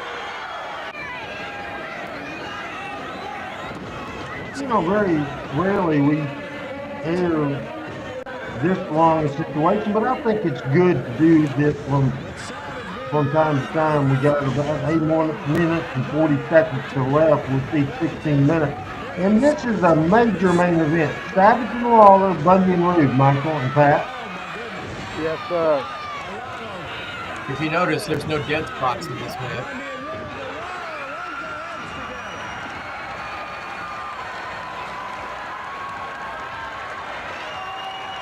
When the talent is over, they've got heat involved with the heels, something personal going on, and it's our Coliseum. There wasn't a better atmosphere anywhere, Michael.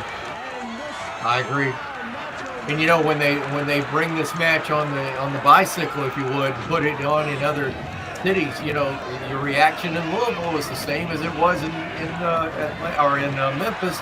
The reaction in Nashville is the same as it was in Nashville or in Louisville and Memphis. I mean, I'm sure Evansville was the same way. The fans are the fans of wrestling. They're going to react the way that these guys are wanting them to react, because these guys, like you said, are the ultimate pros, and they're getting across the angle. They're getting across what it's all about. Look at this, the airplane spin. Look at this. You don't see that much. You don't Never. see that much.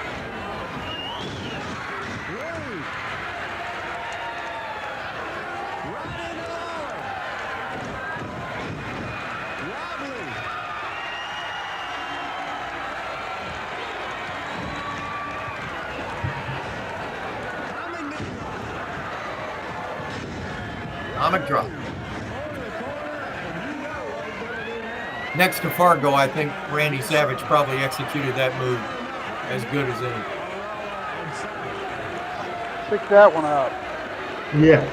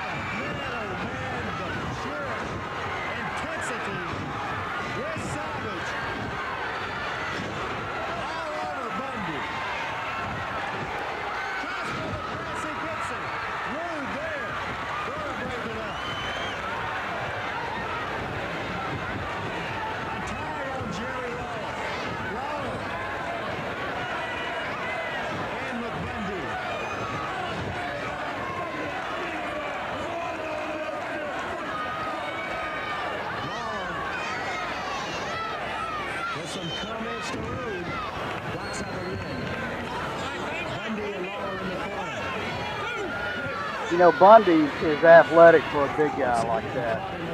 Oh, my goodness. Yes, he was.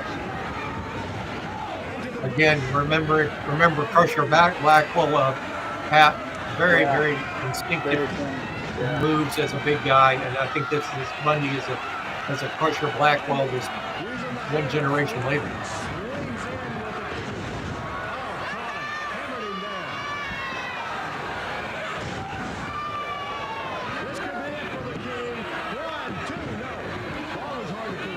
I'm going to eliminate a couple of videos, and we will go to the Tommy Rich Eddie Gilbert video. Tommy Rich Bloodies Eddie Gilbert. This is memorable, and that's coming up. And so we may end up going to 9 o'clock today, but I think it's important to tell that story of Rich and Gilbert here today to finish the show on Talking Memphis Wrestling. Is that okay with everybody?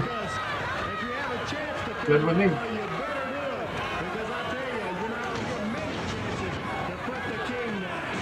It's a 10-minute video. There's 4 minutes, 20 seconds left in this.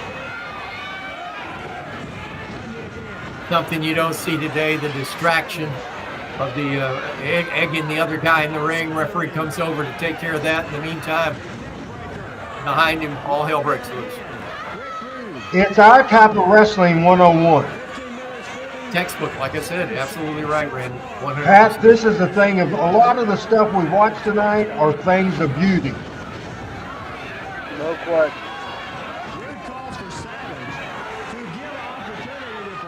And once again, everybody in the ring is in the Hall of Fame, including the referee Jerry Calhoun.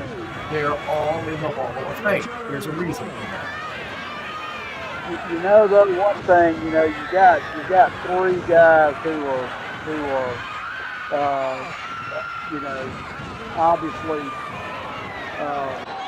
recognized as WWE superstars, but they're wrestling a Memphis match, and Lawler's leads the match.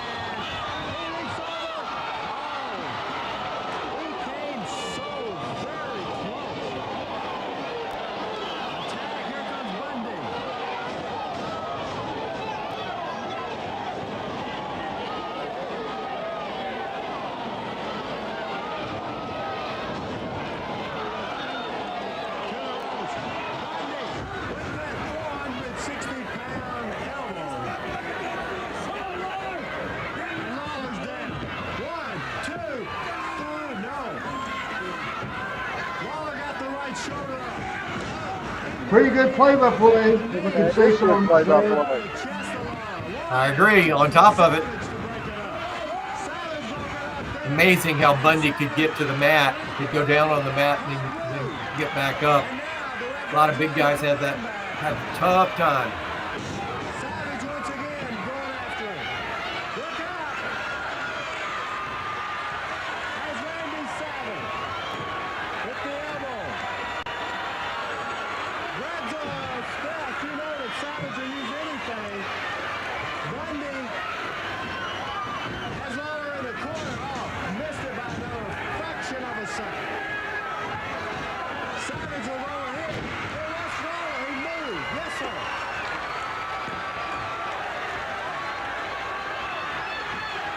People anticipating hot tag. Magic.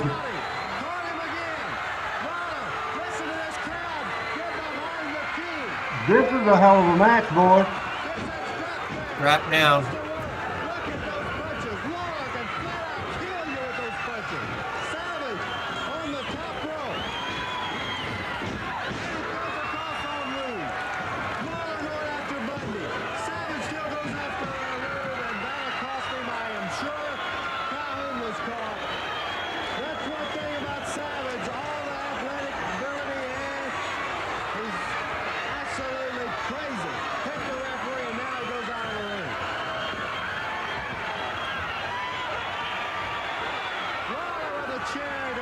Is this no DQ as well? I think so. I don't know. Was Savage disqualified? I don't think that there's been. Didn't see him call for the bell. I didn't see Jerry call for the bell. There we go. There we go. Double count out, maybe. Might be.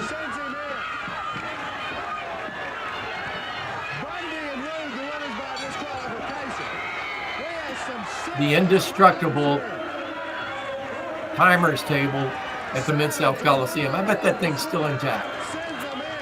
I wouldn't be surprised at all.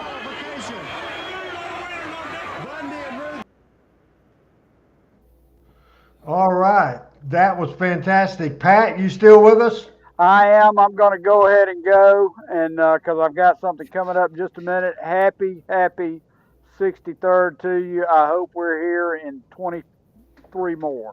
My niece Tracy turned 60 years old.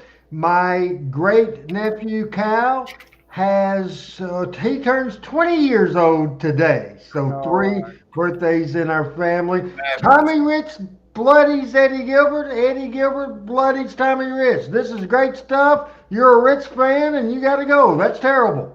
Let's All go. right, we'll see you next time. Matt, I'll see you Good night, before everybody. Wrestling Christmas. coming up a little bit Come later, your way. including our See you first before look at Mark Christmas. Regan and what should be a tremendous tag team expiration of time main event a little bit later.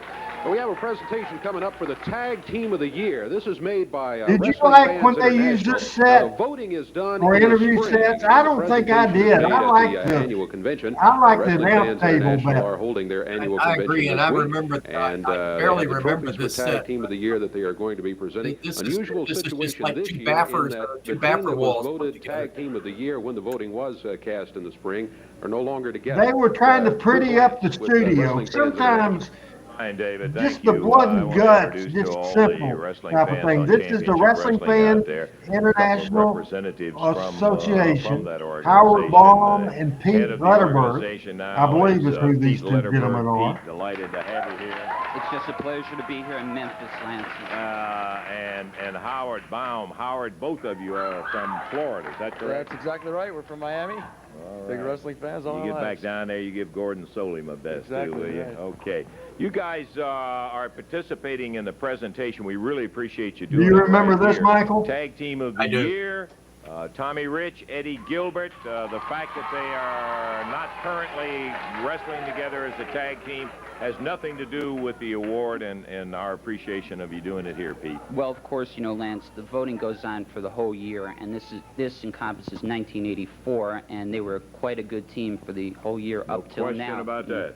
It's just unfortunate they're not teaming right now, but what can you do? They are the tag team of the year. Okay, we want to get Eddie and Tommy out here for the presentation of it, and we also want to say that we hope maybe during the year we're going to be able to disseminate a little more information on your organization and all, so more people will have a chance to participate in it. That would really be great. Eddie Gilbert. Okay, we congratulate you. It, of course, is rather an unusual situation, and I don't have to go into that. But there is your trophy as one half of the Tag Team of the Year. Well, Lance, thank you very much. I'd like to thank the WFIA, thank all the people for giving this to me. It's unfortunate, though, that it looks like you'll probably have to take Now, Michael, Tommy's this to is him Jerry because, Jarrett's maybe you booking. people I out here would don't think realize it, but that Tommy is it our was probably international picked heavyweight by champion now. Eddie He Gilbert. does, Would he you agree doesn't with come to that? television I anymore doing would. interviews or And Eddie or coming wrestling off here. like he, Jerry did he in goes his all over the interviews. world now. Memphis doesn't But really it mean sorta that sounds much like to him Jerry. anymore. He don't show up here. He's such a big shot now and a big man on the totem pole. And but you know, he's the one that turned his back on me. He's the one that turned his back on these people. And if it's still up to me, there'd be a Rich and Gilbert team. But no, he's really a big shot. But today he couldn't be here because of one reason. Because he's still probably running from me from the last time we met. Because he's such a chicken and such a coward, brother. That's all that's wrong with him. So I like to thank everybody for my. That's the only thing.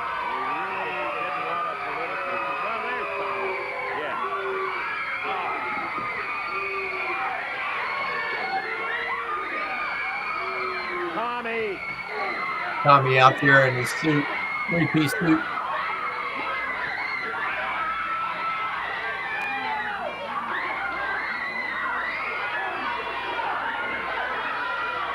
Here's the reaction from the people. There's a place for that, and it's in the ring. It's not here.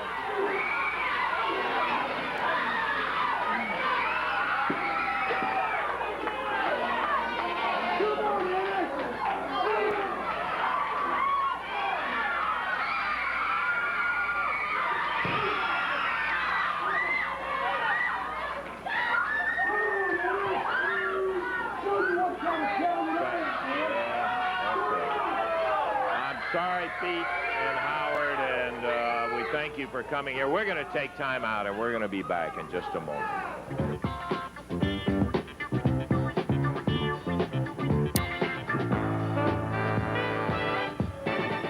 Oh, yeah, okay. Eddie, you need to get that bleeding stopped. We've got another segment coming up here right now. Lance, just give me a chance, please. You know, I feel like a fool. I feel like, please, I feel like that maybe Michael, this is so good. Done something terrible. And I've done something wrong. And maybe Tommy was right when he said that I feel like I've let everybody down, Tommy, you, these people, all the little kids ever looked up to Eddie Gilbert This and is a swerve, turned my their friend. back on him. I was jealous. I was envious because you're the champion. You had the title matches. And Lance, if there's any way to get Tommy out of here, because, and I don't know, I know you could have something to do with this. Let me say this to you. Maybe you can tell Eddie Marlin from now on, there won't be any more matches scheduled between Tommy Rich and myself because he can win them on forfeit. I will not show up. I'll not wrestle him anymore because if Tommy's watching these people, this represents that the people of this country and the WFIA voted us Tag Team of the Year. And Tommy, you're just like a brother to me. And it's taken a long time for me to come around to my senses, but I've been a little crazy and I haven't been right. But now I realize it because you beat my brains out here in front of these people and everybody watching. And I've been wrong, Lance.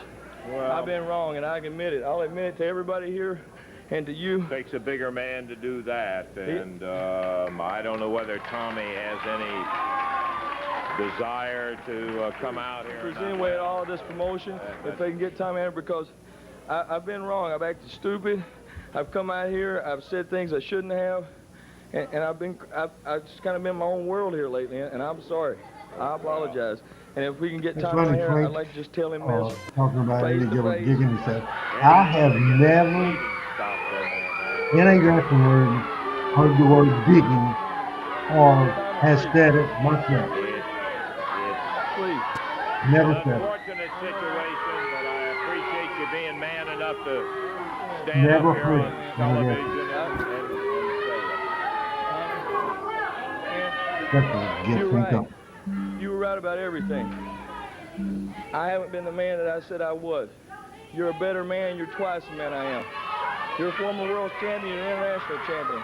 And all I'm saying, let's forget it. These trophies mean more to me, and these people mean more to me, and you, as a tag team partner, mean more to me. And let's get back together, and let's be the team we were, and let's have that friendship back that we were. Please. Please. I know it's difficult, I'm sorry. I was wrong. You'll be there. In other words, anytime I need you from now on, Eddie Gilbert's going to be there, is what you Yes, tell me. I'm telling you. Please. Just please accept my apology. I'm doing this in front of everybody so everybody will know that I'm not ashamed of admitting I was wrong. And I was wrong.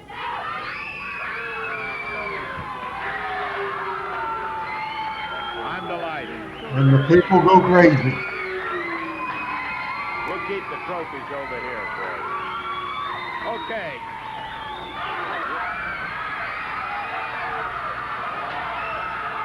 I love that reaction from Lance. Love it.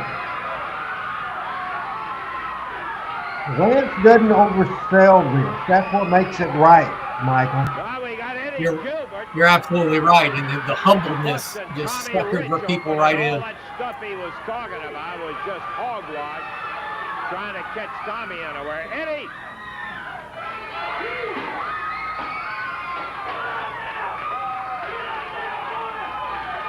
So we can... Let's get this guy out. Boy, you deserve anything you get from now on. I'll guarantee you that.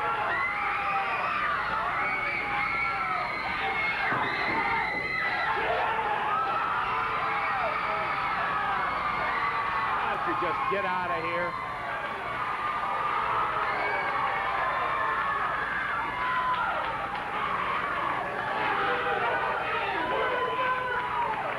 Blood all over that floor. Watch him.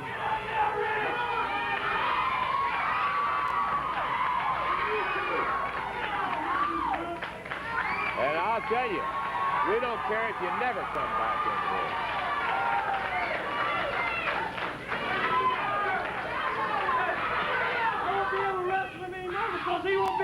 Yeah, well, just get out of here, Eddie. Nothing smart about that or anything else. Lousy, low thing to do in there. You can help Tommy back, yeah, thank you.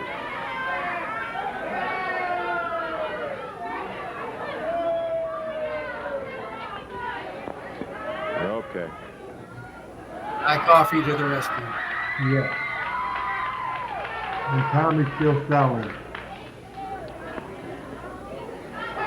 Okay, Has his Tommy book got come out yet, waylaid Randy? in there. Not that I know of. All right, now what we're going to do, I'm going to save for a full screen shot of me to do a where I can one-to-one talk to Team Hales today. But Michael, just kind of a reaction to the show today and your final take for today as we lead into my final talk to the audience today.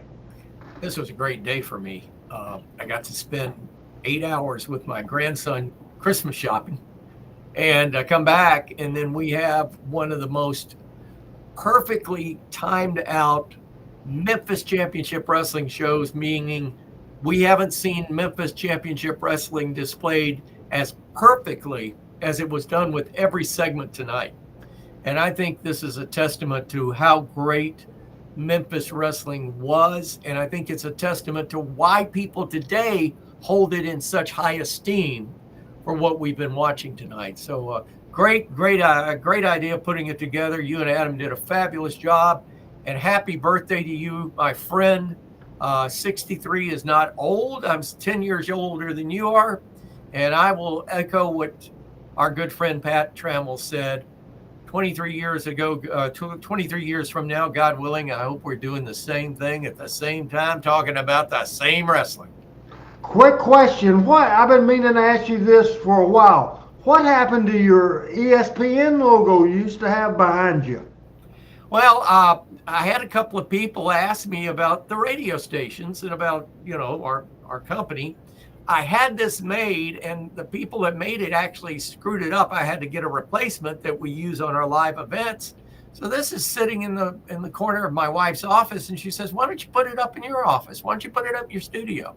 So that's where the ESPN banner is folded up in the corner back there, and maybe someday it'll come back. But this is Melanie's idea, and I sort of like it. Tell everybody where they can listen to the Fun Radio Group.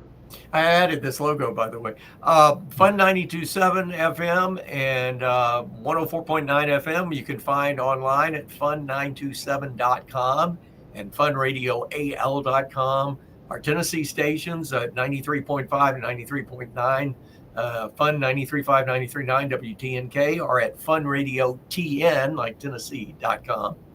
And, of course, Classic Country on WRAB. That's the other logo back there, WRAB 107 FM or WRABradio.com. And we have introduced now, it's been out and active for about a month now, we have our Fun Media Group app. And when you pull it up on your phone, Joshua's got my phone right now, but when you pull it up on your phone, all the logos of all the stations come up on the app, and you just pick the one. It's basically a dashboard like it's on your car radio. And you pick the one you listen to, so you can listen to any of them on the same app. Fun Media Group Incorporated or Fun Media Group app. Download it. If you have one of our other apps, this will replace it. Will roll over it. So, hey, you can listen to any of them anytime, anywhere. Now, Brandon has the same thing. The markets here at East Arkansas Broadcasting EAB media app, and you can listen to KFIN or KISS or Sports Talk KNEA or the News Talk KBTM or the Classic Country Group apps is the thing. Michael, thank you so much. God love you, Randy, and for all the folks that watched and are with us every week, God love you. I know we probably got one more show for the year, because I know 2 Tuesdays tonight it's Christmas Eve, and 3 Tuesdays from tonight is New Year's Eve. So unfortunately, I won't be a part of those, but I know that come 2025, bigger and better things are coming our way. But happy birthday to you, Randy. God love you, and again, best of health, best of wishes, and we'll see you next week on hopefully a Christmas edition of the show. All right. Thank you very much. That'll be fun. Thank you, Michael St. John. Adam, just listen to what I say here and back me up with pictures. I want to speak to Team Hales today, and put this microphone down and just go flick on my other microphone that's just a tabletop.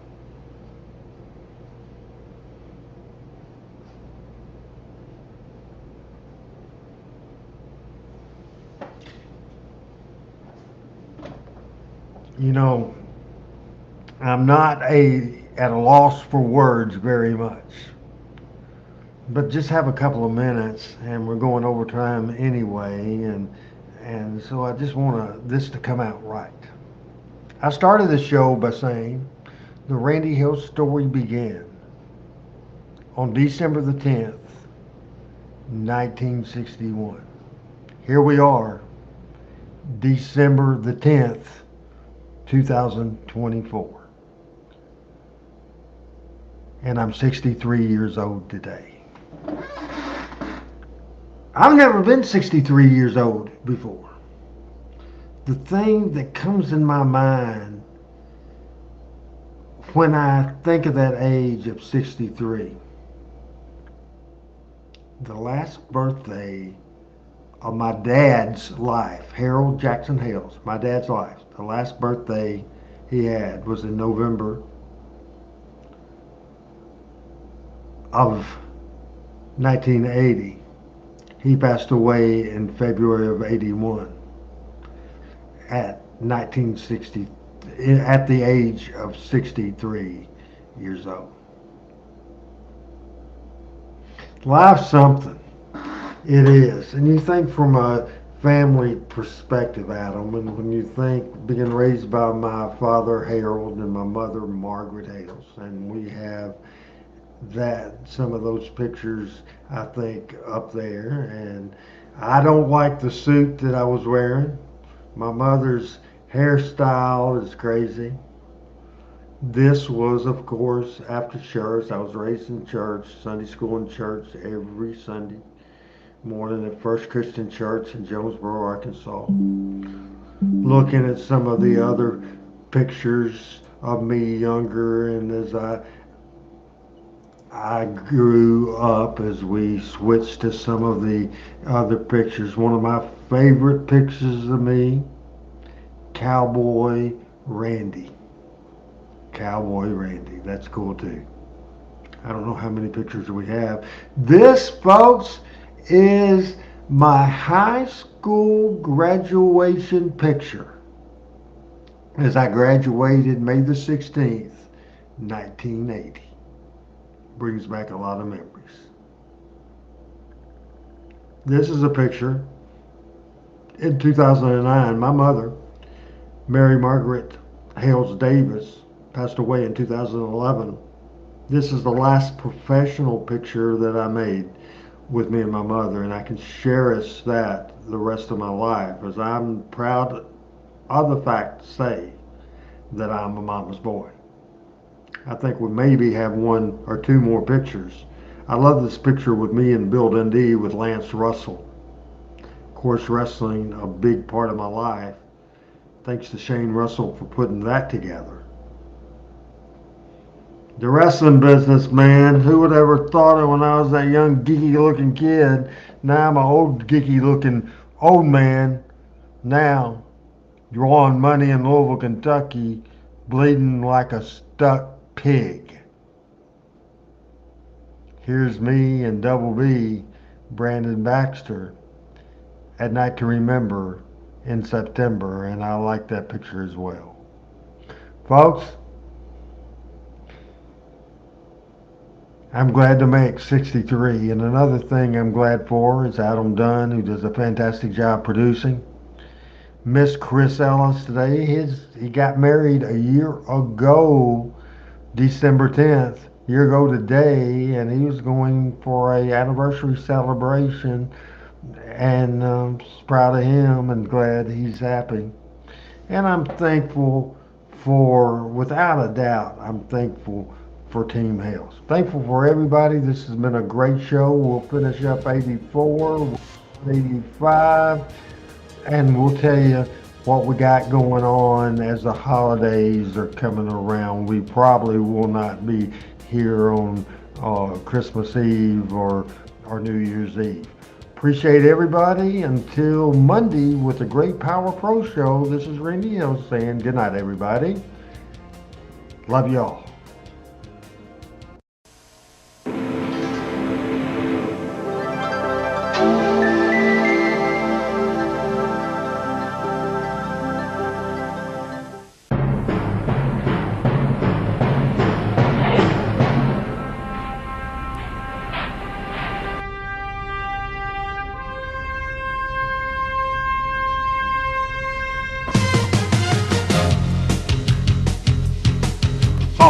Memphis Wrestling with Randy Hales and special guests.